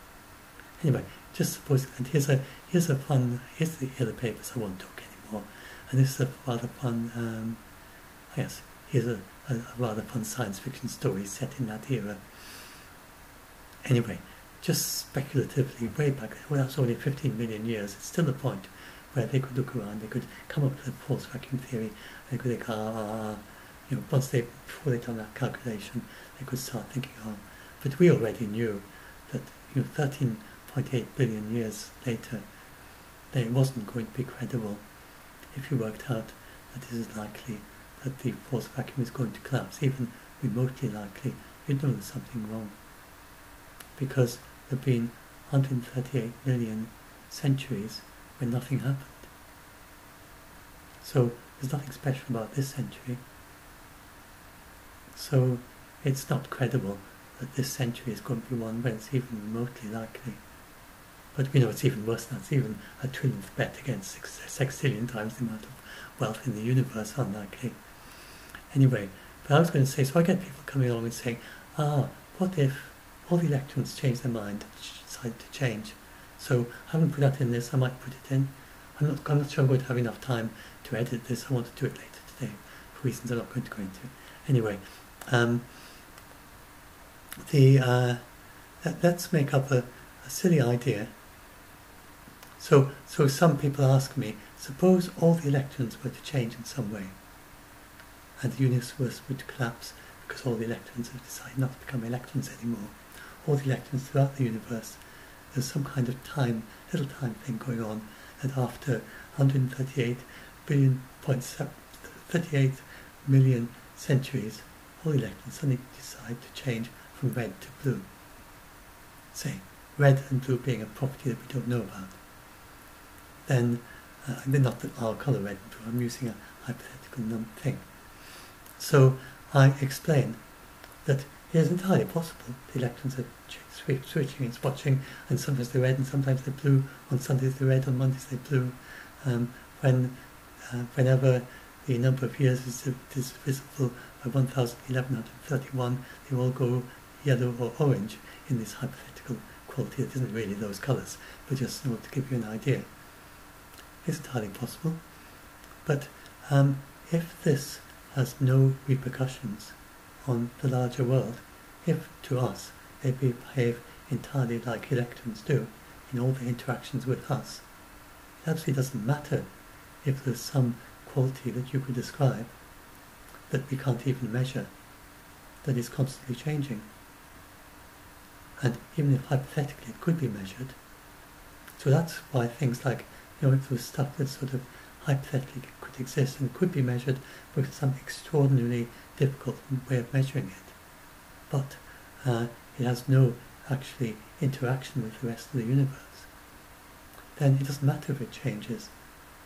This whole Higgs field thing, metastable, you don't expect that sort of stuff. With an ordinary physical theory, something changing is not going to collapse the universe. Even if the electrons are all red and then decide to be blue whenever the number of Planck times since the beginning of the universe is divisible by 937. So they're doing like that all the time, constantly changing colour. It'll make absolutely no difference to us if we can't measure it, can't see it. It doesn't make any difference to our world. So you don't need to worry about stuff like that. And then it doesn't even matter. Let's make up a silly idea. You think that the universe could be eaten by a space cow. So people worry about higher dimension. They say, oh, what if there's something in a higher dimension? Now, the higher dimensions they're looking for the LHC in supersymmetry, they're tiny curled up dimensions. That's very, very difficult to understand. But it is quite like if you go all the way around the equator of the Earth, you come back to where you started. Oh yes, I explained about the topological defect of the cosmic string. It's not a little bit unlike that. That if you work out that throughout space, everywhere has a kind of topological defect like that, then you can work out that all space is just, then you work out space is just finite. You can sort of walk around and walk, you come back where you started. There are two ways of doing it. Another way is if you just keep on going and you find, you go out your, say, a much easier one to understand is you go out to your front door and you find you're coming in at the back door of your house. There's no way of getting out of your house. Because whenever you open the front door, you find it actually opens into the back door, the other side of the house. Then if you do have two doors, then that would be a very, very finite, closed little universe, which just can't go very far. But then another way it can happen is if they're kind of curled around. So it would be the same thing, you go out the front door, you come in the back door, but it turns out that the way you do the geometry inside your room, then it just doesn't work like it does for us. And the angles don't add up to 360 degrees, they could be more or less. In this case it would be much less. And so that's the idea of curled up dimensions. I'm not sure which one it is with supersymmetry, but it means that these dimensions are absolutely tiny. Again, I would have to look that up. They're absolutely tiny to the extent that you can't even go 1 meter, you can't even go 1 centimeter, you can't even go a fraction of a millimeter, you can't even go a micron into these extra dimensions. So when they talk, and then you get these people talking about, oh, the LHC was opening up portals into other dimensions. No, that's not the idea at all. They are looking for evidence that now these tiny, tiny, tiny little bits that space is not exactly completely thin. Very, very, very slightly thicker in an extra dimension. Like our 3D space. It's got a tiny, tiny little extra dimension which is just it's at right angles to all the dimensions we know about. Not up, not forward, not sideways, but if you can imagine it, which you can't, at right angles to all of those. Now it is possible to imagine a four-dimensional world like that, 4 spatial dimensions. The way to do that is to get 3D goggles, get some goggles on, play a game that is 4-dimensional. And if you do that enough, you can develop a feeling of moving around. So I'm told, I haven't actually tried this, of moving around in a 4th dimension. Because if you think about it, we use 2 dimensions to see 3 dimensions. So you just have a way of manipulating, moving around 4-dimensionally, and you go into a 4-dimensional world, and experience it enough, probably get a headache eventually, but you might get used to it, then you will start seeing things 4-dimensionally when you've got your goggles on. So you can develop this concept of a 4th dimension, and some people who work on 4-dimensional crystallography, mathematics, stuff like that, do develop. And indeed, there's one lady in the 19th century who developed, developed theories to do with the 4 dimensions. Is very interesting mathematically. There are more mathematical perfect solids in 4 dimensions than in any other dimension. There are only 3 in 5th dimension and onwards. There are 5 in our dimension. I think there are 6. Is it? I think there's 6 in 6th dimension. There's the equivalents of all our ones, and then there's an extra one, which is a really rather strange one. Are there more than that? Why do I do this? Why do I do these distractions? Number of dimensional.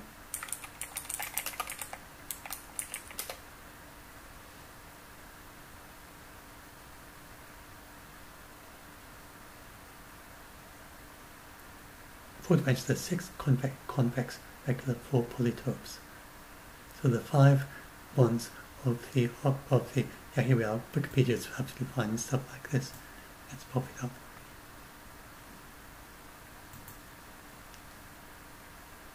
As I said, and this is something I was interested in. It's no surprise I got this right, because I actually did a little bit of research in 4-dimensional maths myself, in 4-dimensional non-periodic tilings. That's another one of these things I never published. I worked out a 4-dimensional non-periodic tiling pattern. Anyway, just have a list of the polytopes. Oh, this is getting too. There they all are. No, that's not the proper diagrams. I don't need to talk. Oh, there they all are. And so there's one of them. That's a cube. That's the there's a generation of the cube.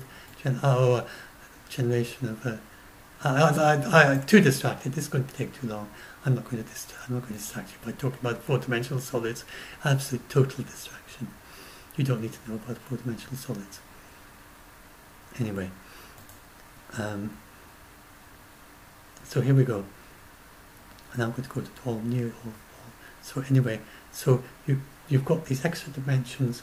Then they're just curled up one side. And there's the idea of brains in very large 4-dimensional, actually real large fourth dimensions. Those are almost entirely, they're not totally ruled out, but the experiments in the LHC really narrow down what is possible by the way of really substantial, not these tiny curled up ones, but proper extra dimensions. And even with the brain theory, there was the idea that the Big Bang could in some way be caused by 2 colliding brains. There wasn't a possibility of that happening in the future. It wasn't the way they thought about it. But that is pretty much ruled out. So, so this whole space car thing, even if space cars were real, the idea you could have a 4th-dimensional space car that comes and eats our universe, it's a fun science fiction idea. It doesn't match our universe, not what it looks like at the present as a result of the research into the LHC. But suppose you're scared, you think that you just have a nightmare or something, or it's just a dream, you think the universe could be eaten by a space car. Then, and then unless you could show somehow the universe becomes especially tasty for your mythological space cars at exactly 138 million centuries after it forms, then it would be sensible to be scared of being eaten by space cars. Other than that, it's no different from many of the other centuries, and so many of them you've got nothing to be scared of. It really is one of these extraordinary things that you just wouldn't be worried about, even if you did. But it's just extraordinarily likely, it's not likely at all, that it is anything like that. Mythological space cars are, apart from being just silly, but it's not the sort of thing you expect in a physical theory. And that we should have this Higgs boson thing, which works a bit like these mythological space cars, but for vast distant times into the future, then that's just not what you expect from a physical theory. And as I said, there have been numerous physical theories, and they're always stable. I don't know of another one. Do tell me in the comments if you know of any seriously considered, published, and not just published in some obscure paper, because you get people just making up stuff for fun. You know, they don't really meant to be taken seriously at all. I don't even know any examples made up for fun, but someone might make such a thing for fun, just playing about what you can do with mathematics. But anything seriously considered for the universe, and actually meant to match our physics in our universe, do say if you've ever heard of anything like that. I only know this one example, and I haven't seen anyone else mention any other example. You would think they would say when talking about the false vacuum. So then I just want to end by saying that our physics is very far from being settled. So you get here physicists talk about how we haven't yet found out everything, but I think many of you just have no idea how much is left to be found. We know that the standard model is incomplete. So remember, all this was based on this whole thing, well, you've seen that image, but I'll just show it once more.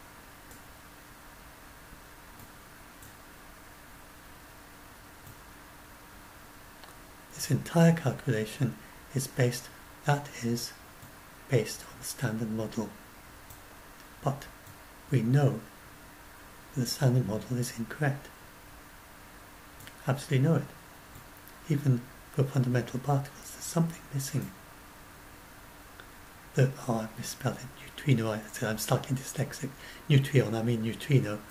The three kinds, the electron, muon, and tor, neutrino, are just about identical, but when they interact with matter, which is very, very rare, neutrino could go through a light year of lead and not interact with matter.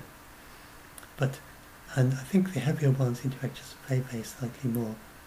Then they produce either electron, a muon, or a tor, which are basically heavy electrons, if you want to think about it informally. Electron, a heavier electron, and a very heavy electron, very heavy short-lived electron. And it's not really, but that's a rough idea of thinking about them. So, so the sun produces the lighter ones, as you'd sort of expect, and then they come towards Earth. But then, when I was quite young, I can't remember, quite a few decades or two ago, then they discovered, first of all, I remember when they first discovered the neutrino, and that was fun, because nobody really knew for sure.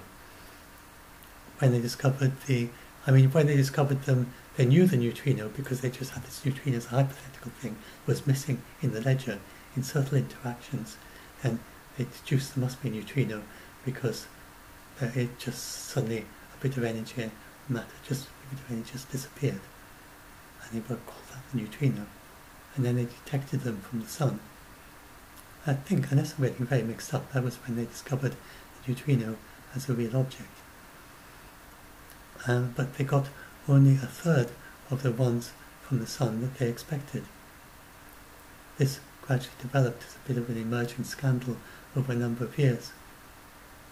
And then, if I'm remembering right, anyway, it gradually turned out that that what the explanation was there was just too few neutrinos, and there's a neutrino puzzle. Why are we not seeing enough neutrinos? And according to the standard model, then we should see 3 times as many neutrinos as we do from the sun. And what it turned out to be is that the 3 kinds of neutrinos are interchanging in between each other. So you have an electron connected to a muon neutrino. So remember, neutrino is not an electron. It is a neutrino. These very strange, very things that do almost hardly interact with matter at all. They just don't do anything. They just travel very fast. And they originally thought they were travelling at the speed of light. They can't be travelling at the speed of light because they change from one into another. And so when I first learned about neutrinos, I assumed like everyone else, they were things travelling at the speed of light. But they can't be. But they're travelling nearly at the speed of light. Almost exactly at the speed of light. And then when they interact with matter, they become one of these 3 things. But it turns out that coming from the sun to Earth, then they're just switching from one to the other. So it leaves it as an electron. It turns the old electron neutrinos to start with, and some of them will turn to muons, some into tors, and some of the tors will turn back to electrons and muons, and some of the muon neutrinos will turn to electrons and neutrinos, and tors, not into actual electrons and not into actual tors, but into neutrinos that, when they interact with matter, will create the muons and the tors. So they're constantly switching between one and the other, changing flavour, as they call it. Now this is impossible unless they have mass. Don't ask me why, it's just the way it is, I don't know. But an expert will explain. But so this shows they have mass, according to the standard model, they don't have mass. So there's some big mystery there. They're called neutrinos. It's a 2020 article, so it's still something that is an outstanding mystery. Neutrinos, the standard model misfits. So that's one very simple, very clear case in which the standard model is wrong. So it may be there's just some little tweak to it that has to fix that. It might be that this is just the smoking gun with some major change, which means we need something totally different. We don't know yet. But that's just a start. We understand gravity using the general theory of relativity. But everything else, using the standard theory and quantum mechanics, fields and quantum fields. But we have this strange thing that the standard theory can't explain gravity. Meanwhile, general relativity explains gravity very well, but it can't explain matter. So it doesn't explain how there is gravity. It explains how the gravity works. It doesn't explain how there can be such a thing as gravity. And so a way to understand gravity doesn't explain mass. A way to understand mass doesn't explain gravity. So something has to give here. But there are numerous ideas, including supersymmetry, quantum theory, quantum gravity, twistor theory, is Roger Penrose's idea, quantum loop cosmology, I think is one of them. They just go on and on. Ideas about how, and I've got the supersymmetry there, but nobody has any way of deciding between those. Now, of course, there is this possibility of supersymmetry being proved by the LHC, but it never was. But maybe some at higher energies it will be proved, and it's all settled, and we discover supersymmetry. Whatever answer we get is going to be significantly, it's bound to be. It's not like the neutrinos, which could be a little tweak. You can't just fudge gravity into the standard theory, or fudge the standard theory into gravity. Anything that has them both in the same theory is going to be absolutely major different theory from either of them. And so, as I say there, the chance that such a unified field theory, whatever the end result is, still has a metastable Higgs field seems very remote to me, just on that basic philosophical point.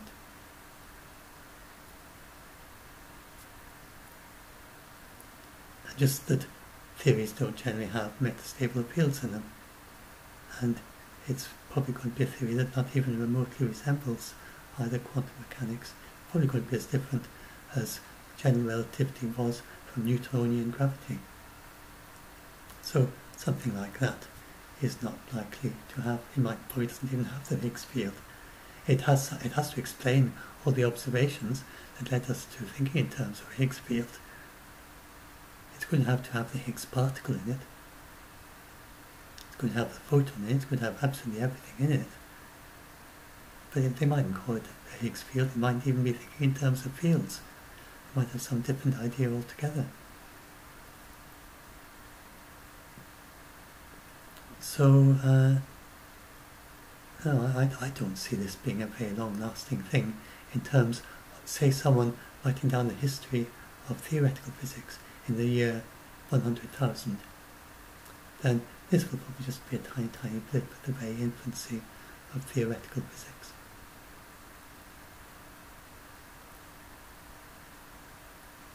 And so that is why it's something much more radical than just neutrinos being fudged up a bit. And so I say there are many other indications that something is missing. Dark matter, as I said, we have absolutely no idea what dark matter is. It doesn't seem to be anything normal, ordinary. It doesn't seem, though you get people from time to time coming up with these ideas, oh, dark matter is just this ordinary stuff. It doesn't really seem to work. Even black holes being kind of ordinary, but it doesn't really seem to work. So there's some major thing we're missing, some kind of new kind of matter which is dark. Dark matter means it doesn't interact with anything, or it interacts hardly at all. It could be these black holes, if there are lots of them, because they just go through the galaxy without... one of the strong things about it is that the matter in our galaxy is just very flat, but there's very strong evidence that the dark matter is spherical. So something in a spherical thing about the galaxy is going through the galaxy over and over again, and yet it can't be interacting with the very flat ordinary matter, or all the dark matter would be kind of squashed into the flat bit by the interaction, or else the flat bit being dispersed all the way around into the sphere. It's a kind of very, very basic idea. And so dark matter just can't be interacting with ordinary matter. And it could be that it's just all spread out in just individual particles that just go through the Earth and nobody notices. Other people have this very strange idea that you have dark matter stars and planets. They're just like ours. They just go through ours and they don't notice us. But that's quite a way out idea. Because it doesn't really seem very likely, because the dark matter doesn't seem to clump. And since it doesn't clump, it probably doesn't form stars and planets. It's probably more like these neutrino stuff. You can sort of make it clump by being very clever, by these kind of clusters of black holes. But the most natural way of looking at it is that it probably doesn't clump. Anyway, so dark matter is completely unknown at the moment. Nobody has a clue. Or rather, lots of people have lots of ideas, but nothing to choose between them. And it may well be something completely different from anything anyone's thought of. And then there are lots of other things. There's I don't mention it there, I don't think, the renormalization problem. There's the rather simple thing to explain. Oh yes, maybe I do explain it, I'll see. But a rather simple thing to explain, how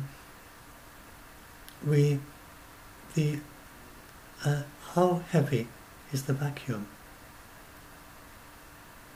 So vacuuming, there's absolutely nothing there. No air, no astronauts, no suns or moons, no planets, even intergalactic space, not even any 3-degree background radiation, but just absolutely nothing at all. In other words, what you've got left once you can't actually achieve something like that really, but what you have left when you forget everything else. Then, rather strangely, according to quantum mechanics, then there should be a lot of energy in the vacuum.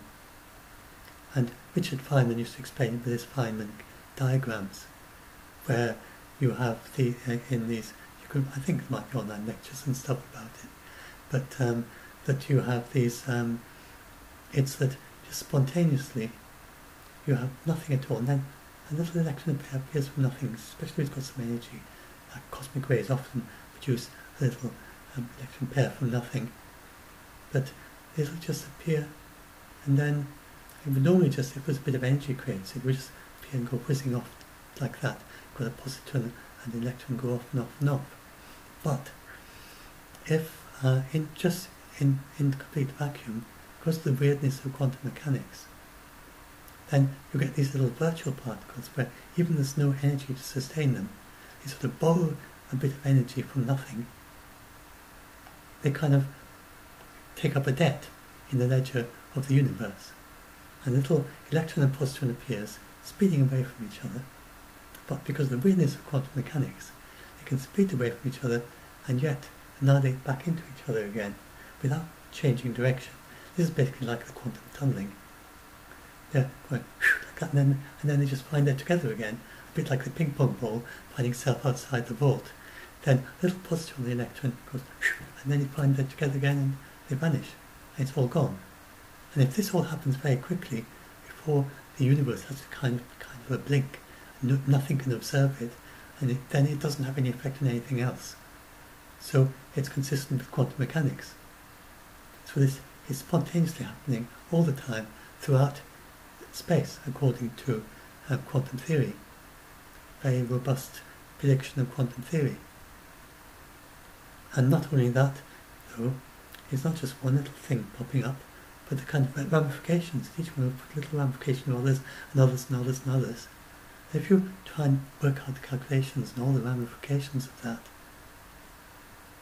then the simplest answer is that the mass, that the amount of energy in the vacuum, and so also the by energy mass equivalence, the amount of mass, is infinite. In other words, there's an infinite amount of mass in every cubic centimetre. That makes nonsense. And you can just forget about this in quantum mechanics, because as I said, you don't need to connect quantum mechanics to gravity. So you don't need to explain how gravitating is the vacuum.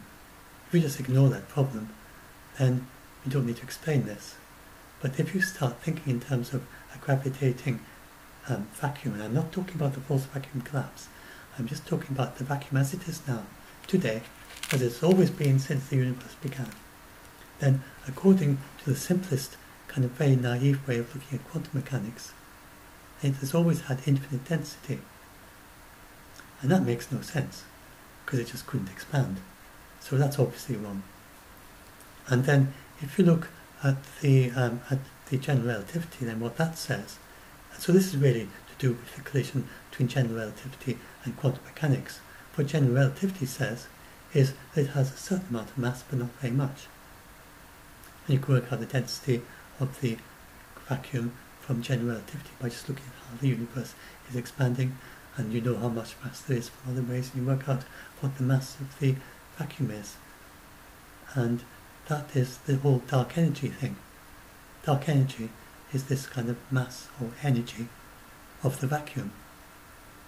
And it turns out that there seems to be a certain amount of energy of the vacuum, but not infinite, obviously. Now, there are various other ways you can calculate it. So one way you kind of truncate these exceedingly wild calculations is say you're going to just not take any account of stuff that's going on within the Planck scale, which is a tiny, tiny, tiny, tiny little amount, but a little bit bigger, significant size, but tiny, absolutely tiny thing, Planck scale. What's he using as the Planck scale there? I think that's the one that's tiny, tiny, much less than a photon in size, much less than a tiny, tiny thing. Electrons dimension this, so that's no good. But a tiny, tiny, tiny little thing. So if you just cut off the calculations at that point, you end up with, hooray! We've managed to prove that the vacuum is finite in mass. It's not infinite in mass. So, oh well, we're making progress, but it is not far off a googol kilograms per cubic meter. So that's obviously way, way out. It's not quite a googol cubic kilograms. It's 10 to the 96 or something kilograms per cubic meter, the density of the vacuum. You know, the most dense thing in the universe would be the vacuum, by far, far denser than anything you can even conceive of. And again, the universe just wouldn't have expanded. Everything it would never have happened, because the vacuum was too heavy. So there's something very major missing here, but you can kind of smudge it over and just say, well, your quantum mechanics is not about gravity anyway. Let's just suppose it's zero. That the mass of the energy mass of the false vacuum is zero. It doesn't affect our calculations, because the thing is, it doesn't matter how much energy there is in the vacuum, the true vacuum, the vacuum as it is because what we notice is little energy fluctuations out of it.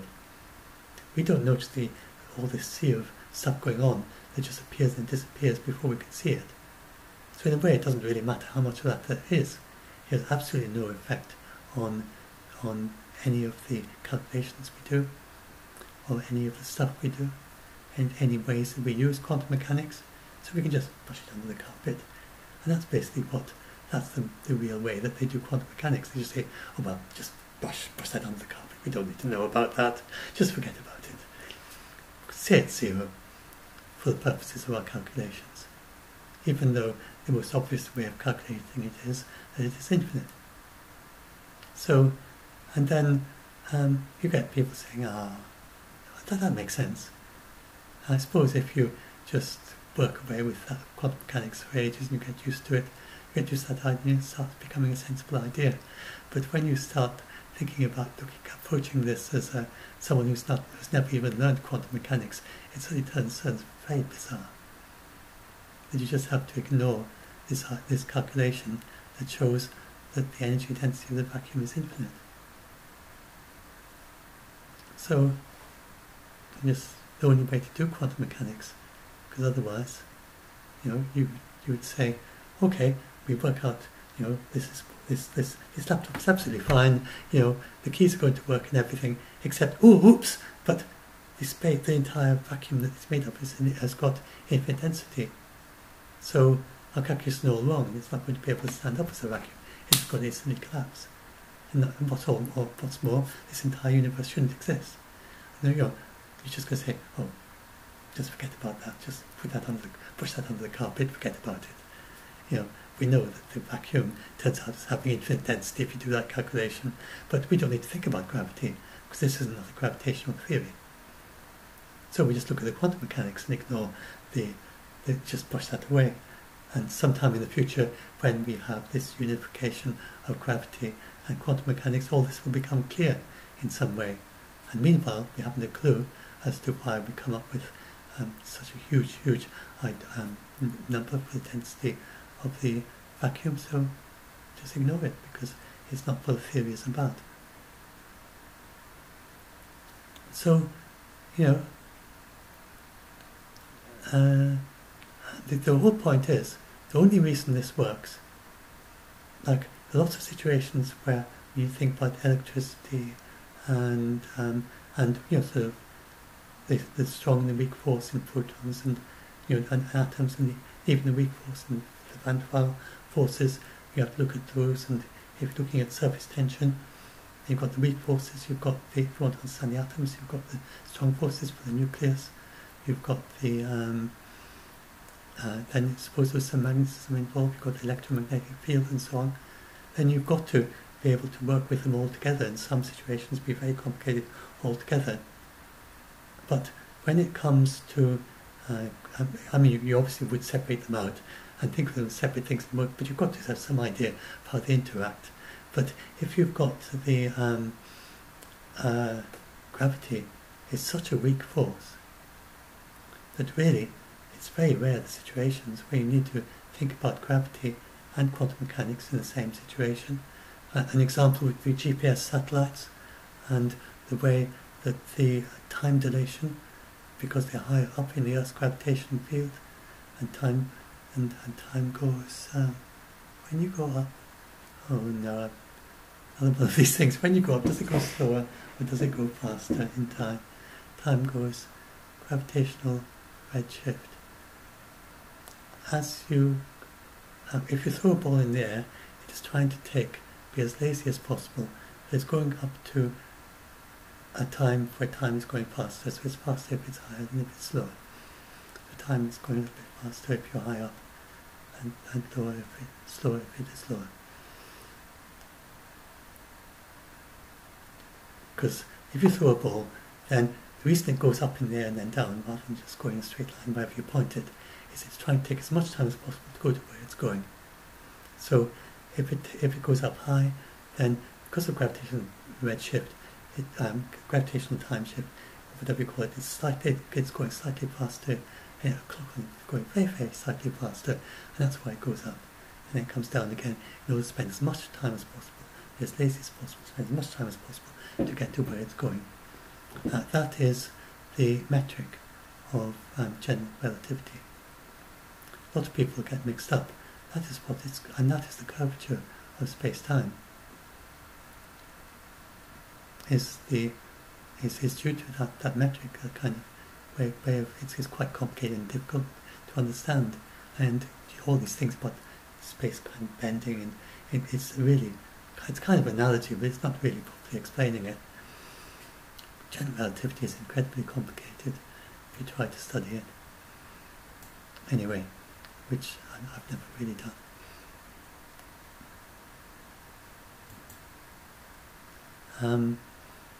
So anyway, so even for nobody really knows Hawking radiation. So you can imagine Hawking coming up with this idea of what happens when you you have a black hole, and the idea of quantum Hawking radiation is sort of being a bête noire, bad boy as it were, taking quantum mechanics and mixing it with general relativity when he absolutely knows that the two just can't fit together really. And then he comes up to this conclusion about Hawking radiation, but it's apparently a very elegant argument, and people are very convinced by it, that this Hawking radiation is going to happen. So anyway, but if that is true, then that is one of these things that's very much on the boundary between the two. If we ever observe quantum Hawking radiation, then maybe that will give us a little bit of information to help us bring the two together. Anyway, so our physics is certainly incomplete, and nobody takes those calculations of vacuum energy density of quantum field theory seriously. So, if you go and do your calculation, you work out that the density of the universe is either infinite or it's 10 to the power 90 something kilograms, whatever that number was. Do I have it written down? But nobody takes that seriously. So why should we take the Higgs vacuum collapse seriously if we don't take the infinite density of the vacuum seriously? I think we shouldn't. I think we should just say, oh, this is another thing like the energy density of the vacuum. It's more a sign that we don't understand something than anything to worry about. I think that's likely what it is. It's just something like the energy density of the vacuum, ordinary energy density of the vacuum. Just ordinary vacuum, nothing to do with Higgs field. Just the ordinary vacuum as we've always understood it in quantum mechanics, going way, way back. Then that ordinary vacuum, the density of that, we just have to ignore it, because nobody has a proper answer. And the most naive way of understanding it is this infinite density, which is obviously wrong. Then we are at a very, very rudimentary stage with the Higgs field. All we can do is observe the Higgs particle. It's like trying to understand electromagnetism by only observing light, and then try to work out how a magnet works. So I think that, or how electricity works, and all you can see is light. You know how an electromagnet works, or how a particle accelerator is able to accelerate the particles, and all you can see is an occasional photon from time to time, which fleetingly disappears as soon as you observe it. And you look at it, what it breaks up into. Indeed, you can't even see it. They don't see the Higgs boson. They see what it disintegrates into. And from that, they try to deduce stuff about the Higgs field. So it's no wonder that this whole thing, even based on the standard model, it's only, we've got this one chance in 140 that it is still stable, even according to standard theory.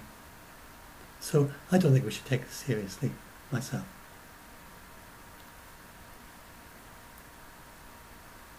That's to say, interesting, but interesting in the same way that the infinite density of the vacuum, according to normal quantum mechanics, it's interesting.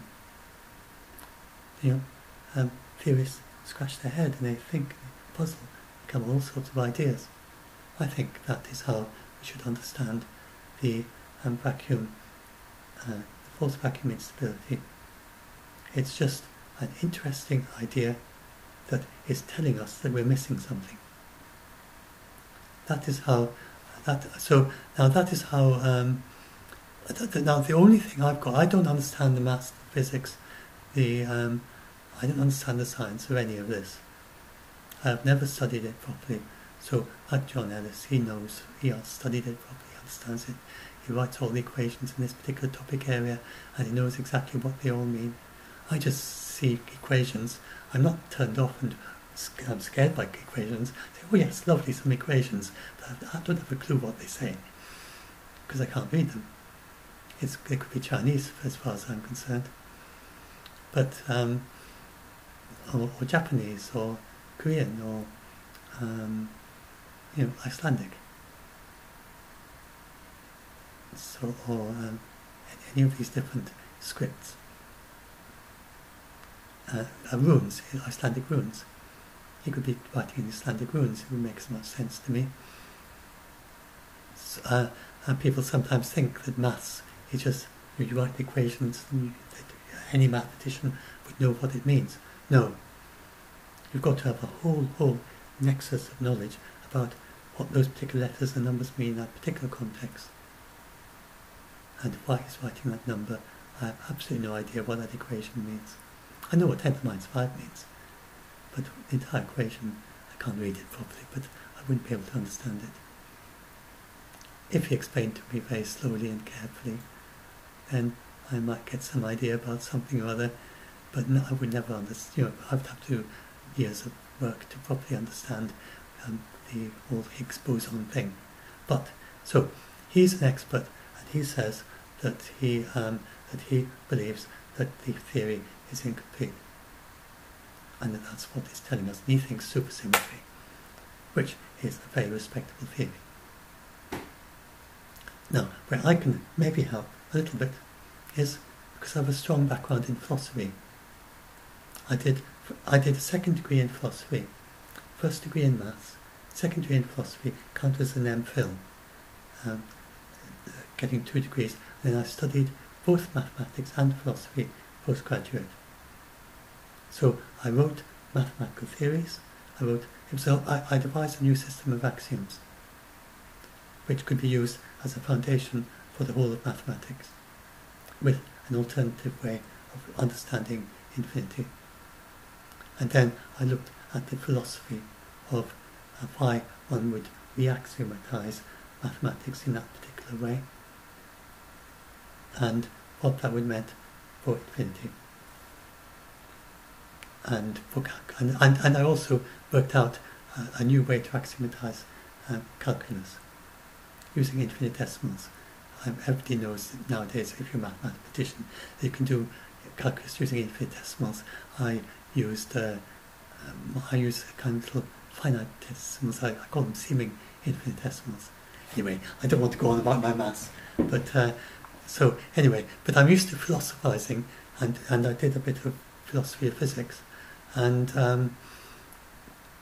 that's why, and so that's the sort of area where I can maybe help a little bit by looking at this whole thing as a non-expert, from a philosophical perspective, then looking at it with some philosophical training as an undergraduate, and then doing postgraduate philosophy, where I had a philosophy tutor and a mathematics tutor.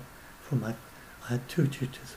I was unusually tutored by 2 tutors. I had one tutor for the maths, Robin Gandhi, another tutor for the philosophy, Dan Isaacson. And so I did postgraduate philosophy, and I also did postgraduate maths. And so it's quite a nice combination for speculating about the false vacuum, and what it means in terms of the context of the large area of what it means for physics at large and the development of physics. So just a few philosophical thoughts to think about. Yeah, just maybe I can suggest some useful ideas about the philosophy. I don't want to write a paper. I'm not saying anything like that. No way. No, it'd be too much work, and someone else can. Someone else can maybe. If any of you are interested in taking up any of the ideas and go off on it, and work with them, feel free. But anyway, that's my idea. I want to suggest this philosophical idea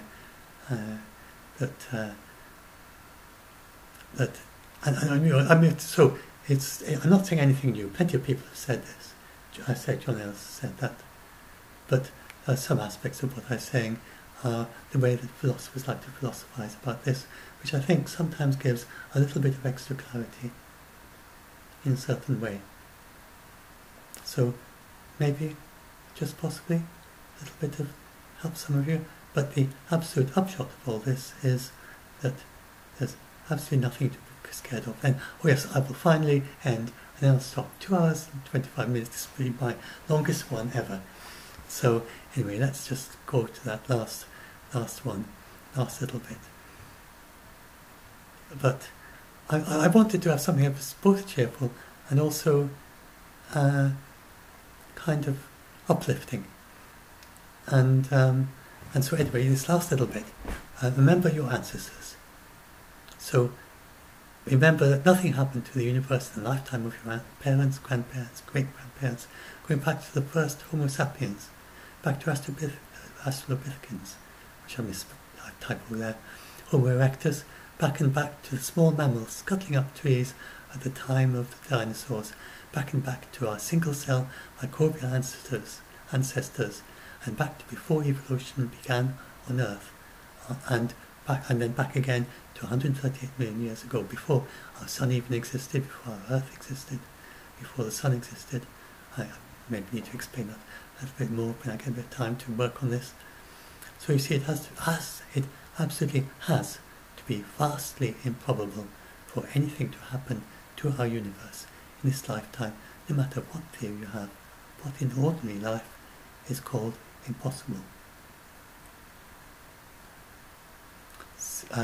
Theories don't change the universe, they describe it as it is now. In other words, the universe as it is now is whatever it is. The theories attempt to describe it, and sometimes they don't describe it. Like the standard theory attempts to describe neutrinos, but it can't. So, in a very simple way, we don't have anything that can correctly describe a neutrino. So our theories don't change the universe. The neutrino doesn't suddenly speed away at the speed of light because human beings are not able to describe it properly. The neutrino does its thing, and we try to describe it and we can't do it. So there's something there that is wrong with our theory. It is always the theory that is wrong. It is never the neutrino that is wrong. You do the observations, the neutrino is there only a third of them, and then you work out, you spot the other kind of neutrinos too, with other kind of detectors, and you show that there's switchling, and you actually show that one can change to another. I believe they actually did an experiment. And then you say, right, okay, now we know. So our theory is wrong. You don't say, oh, neutrino, you bad boy, or you bad girl, you shouldn't change, there's something wrong with you. You don't do that. You say, oh, you bad theory, there's something wrong with you theory. It's always the theory that's wrong, not the neutrino. So, in the same way, it's always the theory that's wrong, and so I expect, and we've had so many, just like Newton's theory was wrong, and it's obvious that both gravity, general relativity, and the standard model is wrong. So, in the same way, it's clear that this whole thing that the Higgs field is based on, the entire calculation is based on something that we know is wrong. Still, although wrong, it is the most precious thing we have. There's some nice Einstein quote about that. He's like with children, pebbles on the seashore or whatever, but nevertheless it's so precious because science helps us to find out about the world in an extraordinary way. Look at what science has done with the COVID-19 pandemic, the absolute extraordinary things that we have done with science. So it's clear that we understand science and the vaccine and then the serology so quickly being able to find the antibodies, spot the antibodies, being able to do gene testing within days. As soon as you have the virus, you can sequence it.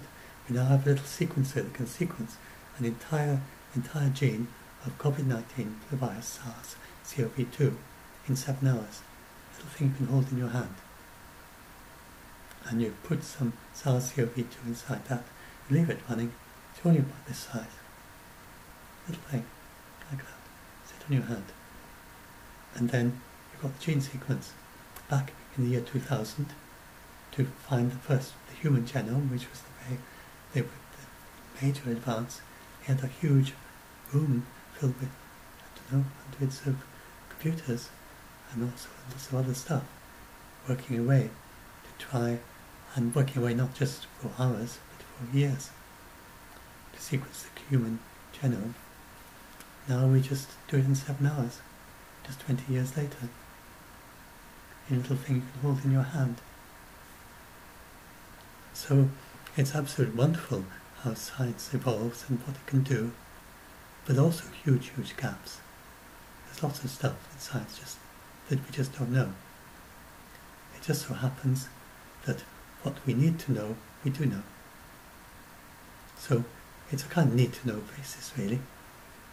And things we can't know with science, then we don't investigate with science. There's an aspect we try to investigate, but science has a certain... Anyway, I'll go with that as a separate talk. But yeah, so now 2.5 hours. I think, have I said anything? So as I say there, yeah, let's keep on reading a little bit. So some humans come up with this false vacuum theory. They didn't do anything to the universe. The universe doesn't depend on our theories. They aren't like magic spells. And so remember, you can't manifest a raindrop fall into the cup. Nor can any scientist. You can't write any equation, however complicated, you can't write any computer calculation, however complicated, that could manifest not even a single water droplet, even a single water molecule. There's no amount of theorizing that can manifest a water molecule. You can describe it with immense detail, but getting from that description to the actual thing, you can't do. There's absolutely no way to turn your theory into a real thing. Nothing, not even the most simplest thing. We can't turn an idea into a real thing. So, in that way, whatever theory we come up with doesn't do anything to the universe. The universe is probably already a true vacuum. And I said the Big Bang would have had so much compressed energy it would have caused the collapse of a false vacuum without quantum tunneling, just like crushing a trillion galaxies into less than the size of a proton. And as I said, that's even only a tiny fraction of the amount of mass energy equivalent there was back then, because the galaxies we have left are the result of annihilating of what was mainly matter and antimatter, and we just the tiny part of, so there was a slight excess, a little bit more matter than antimatter for some mysterious reason. They have a vague idea why, and that tiny excess of matter or antimatter is what was left. And that's all our galaxies. So the easiest way to understand it is if our vacuum is already in its true vacuum state, and that we need new physics to understand this. That is not at all surprising, because we know our physics is incomplete. This is why cosmologists like John Ellis think this is most likely pointing us in the direction of new physics. Probably can't even happen ever, no matter what theory. If it can happen, it's likely a vast time in the future, and by our understanding, an inconceivable googles of years in the future. But, and so I should add this at the end of this, but this is such an oddball theory, I mean honestly, that and knowing that our theories are not ready yet, are not right for prime time. If you're talking about such a thing as this, the entire universe, where everything, gravity, quantum mechanics, everything has to be taken into account, and all quantum fields and standard model, but also gravity, then our theories are not fit for purpose. So I think I'll multiply that a little bit to just explain. No, I don't leave it like that. Anyway, so I'm now going to upload this as a video, and I'm going to just put this up on my Science 2.0 blog, and I had this as a video at the start, and I hope this, I know that a lot of you just now are scared of the false vacuum, I hope that any of you, especially if any of you got all the way to the end of this, congratulations, and glad you're still here, and hope that some of this was helpful to you. And again, well, I mean, if you got this far, then just to say, give a shout out that our Facebook group Doomsday Debunk helps people who are scared like you. But I say that at the end of my article. And I won't go into all that. That's just people commenting. And I'm just going to say, I'm going to do another. I've got another article that I'm in the middle of writing. I hope to finish it sometime today, about how it's possible that civilization universe, that the universe is possibly subjectively infinite, or what possibility of the universe. I'll talk about that separately. I don't really want to advertise it just now. So anyway, I'll talk about it as a separate thing. So so just to say, if you're scared about the false, if you're scared about other things, if you need a bit of help, I know. Oh yes, so a little tip that may help some of you. So if you started this off scared of the false vacuum, hopefully by now you understand intellectually there's absolutely nothing to be scared of. Now, if you've only just now come across this, hopefully you'll be over it in an hour to a day or two, a little bit longer if necessary. Do come to our group. We can help you if you're scared. And we can help not just by reassuring you, but talking to you about the science, answering your questions. Doomsday Debunked on Facebook. And sometimes we can answer all sorts of questions. We've got various people who know various things there sometimes. And the others that don't, at least they can help you in emotional support and just listening, being listening eye. And we've got a strict rule, to try and encourage people just not to say things unless they know, unless they understand their topic. So, or they've researched it properly and they've found a good, reliable source. So if you're scared of any of these kind of things, both scientific and non-scientific as well, then do join our group, and then we will do our best to help. And also, we very welcome anyone who is expert and who can help with reassuring incredibly scared people, sometimes vomiting with anxiety. So I know that some of you who watch this may have been suicidal in the past over the false vacuum decay. And I know that some of you may have spent years absolutely terrified. Some of you may right now be watching this inside a house, your house, afraid to go out your door. You're just scared to leave your house because you're afraid of the false vacuum. I know that such people exist. And sometimes it's someone I need to help, and sometimes I hear about it. And so if you've been like that even for some weeks, never mind if you've been like that for months or years, then it can be quite hard, even once you intellectually know that you don't have anything to be scared of. You have had basically a very traumatic experience. I sometimes get people who go to therapists, and if you go to a therapist, you have to try and make it very clear to them how traumatic it was for you, because it can be difficult for them to understand how traumatic it was. And many of the people I help, I think sometimes they're diagnosed as having post-traumatic stress disorder. And most people think you get post-traumatic stress disorder by some very significant, serious physical thing.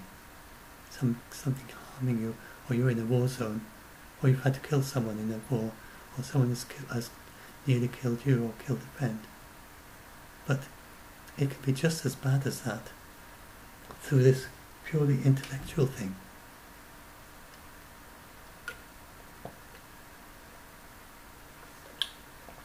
it's usually people, often people who are highly imaginative. The two kinds of people who are affected most, three kinds, especially for this, highly imaginative and empathic people. In all other respects normal, who have never been scared before about anything. So I'm not talking about people with pre-existing mental health disorders.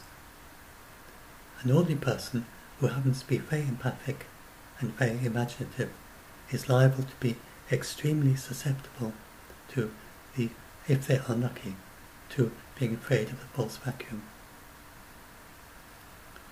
Then another type of person who is like to be scared is if you are autistic. Then these things just kind of nag in your mind. So it's for a different reason, although these are not incompatible. Autistic people can sometimes be very empathic and imaginative.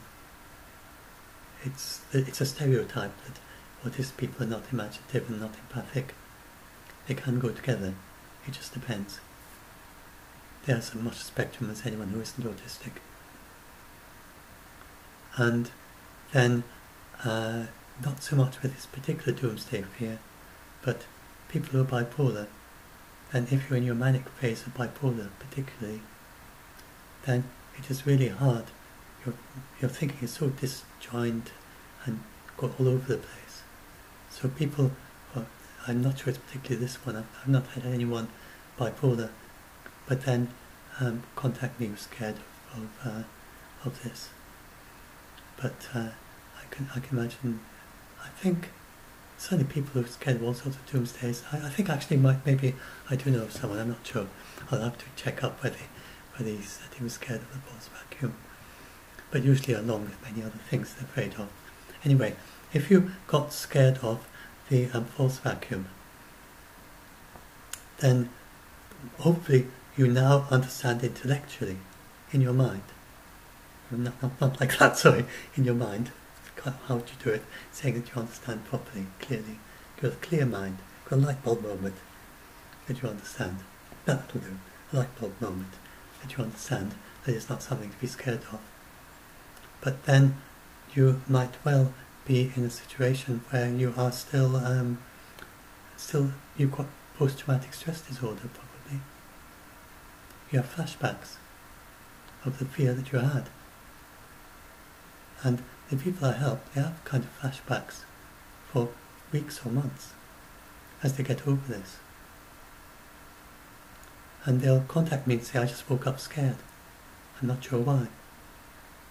They say they have nightmares, they have night terrors, they wake up in a night terror, they just wake up scared. They have nightmares. So don't be surprised if that happens to you. And even once you're over it intellectually. Now, one tiny little tip that I have, I do suggest, especially if you have nightmares, but also if you try and think, how do you imagine the false vacuum? Then you may well, they often say something like, I imagine a big wall approaching. They know that you don't actually see anything, if it was possible, which, you get these plenty of vivid descriptions of how it would happen. I don't want to describe that, sure you've heard that, but a very common image is, well, I have very few, I don't have that many, a bigger sample, but amongst people that I talk is of the ones that usually they're over it early on before they get to this stage where it's very severe, and they have this problem, these sort of problems. I just have a few people that got to this stage, but if you're at this very severe stage, then you might say that you're, and all the people I've helped so far, then I think they're all of them right now either over it, totally over it, or over it, but it's still a little bit flashback. No, I don't think any of them are people that I've helped. That I think I'm actually rather lucky at a point just now where all the people that got really, really scared of it are just now over it. Just, I think they're all just right now, even if momentarily. How long it will last, I don't know. But I don't think any of them are right now. Of the people who were scared, say, a year ago, and who I've been helping since then, because it can be multi-year for some people, and I think they're all over it now. At least, they're okay, but they're scared of other things occasionally. No, I think most of them, you can get over it. And especially if this was your big thing and there was nothing else. And so one thing that can be, so do see a therapist. You've had trauma. You need a therapist. If you really were scared of the false vacuum, you need a therapist as much as if someone had beat you over the head or held you up as kidnapped you for a ransom or something, and whatever it was that people need help with. I mean, this can be extremely stressful for people who fall for this. So if that happens, then once you've got understood intellectually, it's no longer something to be scared of. There will be repercussions. You can't avoid that. So a therapist will help you with that. There are many things they can do to help. So please don't be shy about seeing a therapist. You're not crazy if you're scared of this thing. And it's just that you are unusually empathic, unusually imaginative. Maybe you're manic in a bipolar or whatever. Maybe sometimes it is some other factor like that. But and very commonly it's if you're autistic, because your mind works in a different way, and you just, once some idea like this gets into your mind, you can't kind of switch it off like most people do. It's always there. And so it's not OCD, I don't think. No, it's slightly different. It's more that they can't switch off than that they're obsessing about it. So for autistic people, it can be quite difficult to deal with. Once it's got into their mind, they just can't switch off. Even not obsessing about it, but just there. So hopefully now that you understand it's not scary, but I think so. One nice thing to do, so I'm just going to suggest, and if you get nightmares, I suggest you try and find someone who is a specialist in image rehearsal therapy, I think it's called. So this is the idea that you've got a nightmare about the false vacuum, and it probably ends in some horrible way.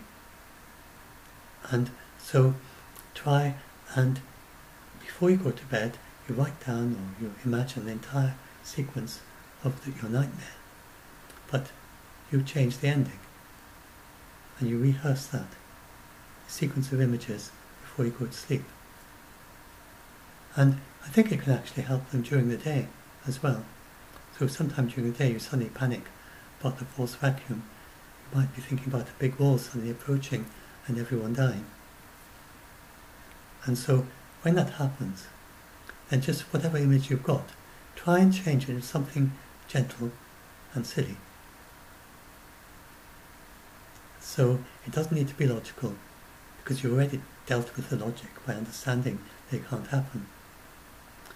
You want to try and deal with your illogical, your what they call it, there's three things: logos, ethos, and what's the third one? Pathos. So pathos is when it's appealing to your emotions, ways of reasoning. So this in a way is a kind of form of reasoning that you may have seen. For instance, there's some videos on, I don't want to give the name of the channel, but there's one channel, it's a very vivid image of, completely wrong, he does, this particular chap, he didn't understand the theory itself at all. There's a particular channel that does these very fun animations, or why not just say the name, Card or something like that, begins with K. You won't be able to look at such stuff anyway, but unless you know about it, begins with K, and he does very amusing short animations, but he almost always gets it seriously wrong. Nearly everything he says is wrong. Certainly the case in his false vacuum video. but you might have got some images from that. And so whatever image you've got, then you try transforming it. So if you imagine a big wall coming towards you, then imagine it just disintegrating, perhaps, into something that is very pleasant, like cherry blossom. If you're from Japan and you go and watch look at the cherry blossom, and then there's the falling of the cherry blossom at the end of the season, and the ground all covered in cherry blossom. And imagine that it's like that you're in Japan in the cherry blossom season, and the force vacuum comes there, and it's magically, because of the presence of all the cherry trees, and it transforms into cherry blossom and just dissolves away into cherry blossom and lands on the ground below the trees.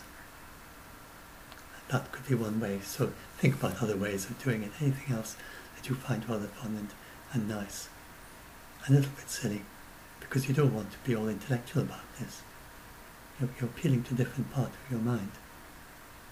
It's the pathos side that got stuck, not the intellectual side, once you've had the proper explanation. So I've found that, so this is just a little tip, that and then ethos is the whole thing about whether someone who is reputable.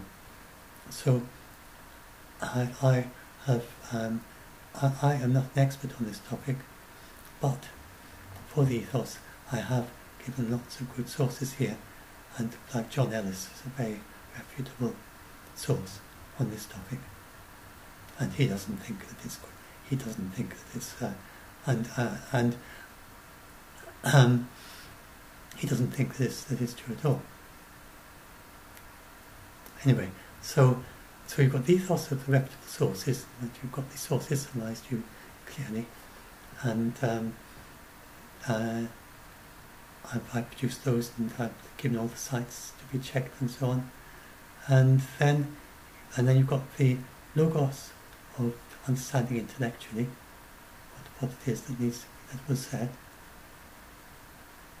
And for me, although I don't understand the science and the maths and the physics, I do understand the maths of the conclusion. I know what the numbers mean. So I've explained that to you. And then you just have with the pathos, and that is like these nightmares. And so there you need a little bit kind of skillful, if you've developed it over a long period of time, and you've developed this kind of post-traumatic stress disorder. So, right. So I hope the idea of the force vacuum is this big solid thing. It's big and solid and coming towards you, and then you're in the cherry blossom, you're in Japan enjoying the cherry blossom season, and then the force vacuum appears this big wall, but the magical effect of all the cherry trees around you turns into cherry blossom. You just flutters down as cherry blossom, and that's the end of it. So that you can think about other ideas like that as well, whatever works for you. I'll now upload this. So I hope yes, hope it was helpful. Maybe see some of you on Doomsday Debunked. You're welcome to PM me especially if you're one's absolutely terrified by the force vacuum. I'll do what I can, and we're here to help you. That's why we set up the Doomsday Debunked group, and people there help each other.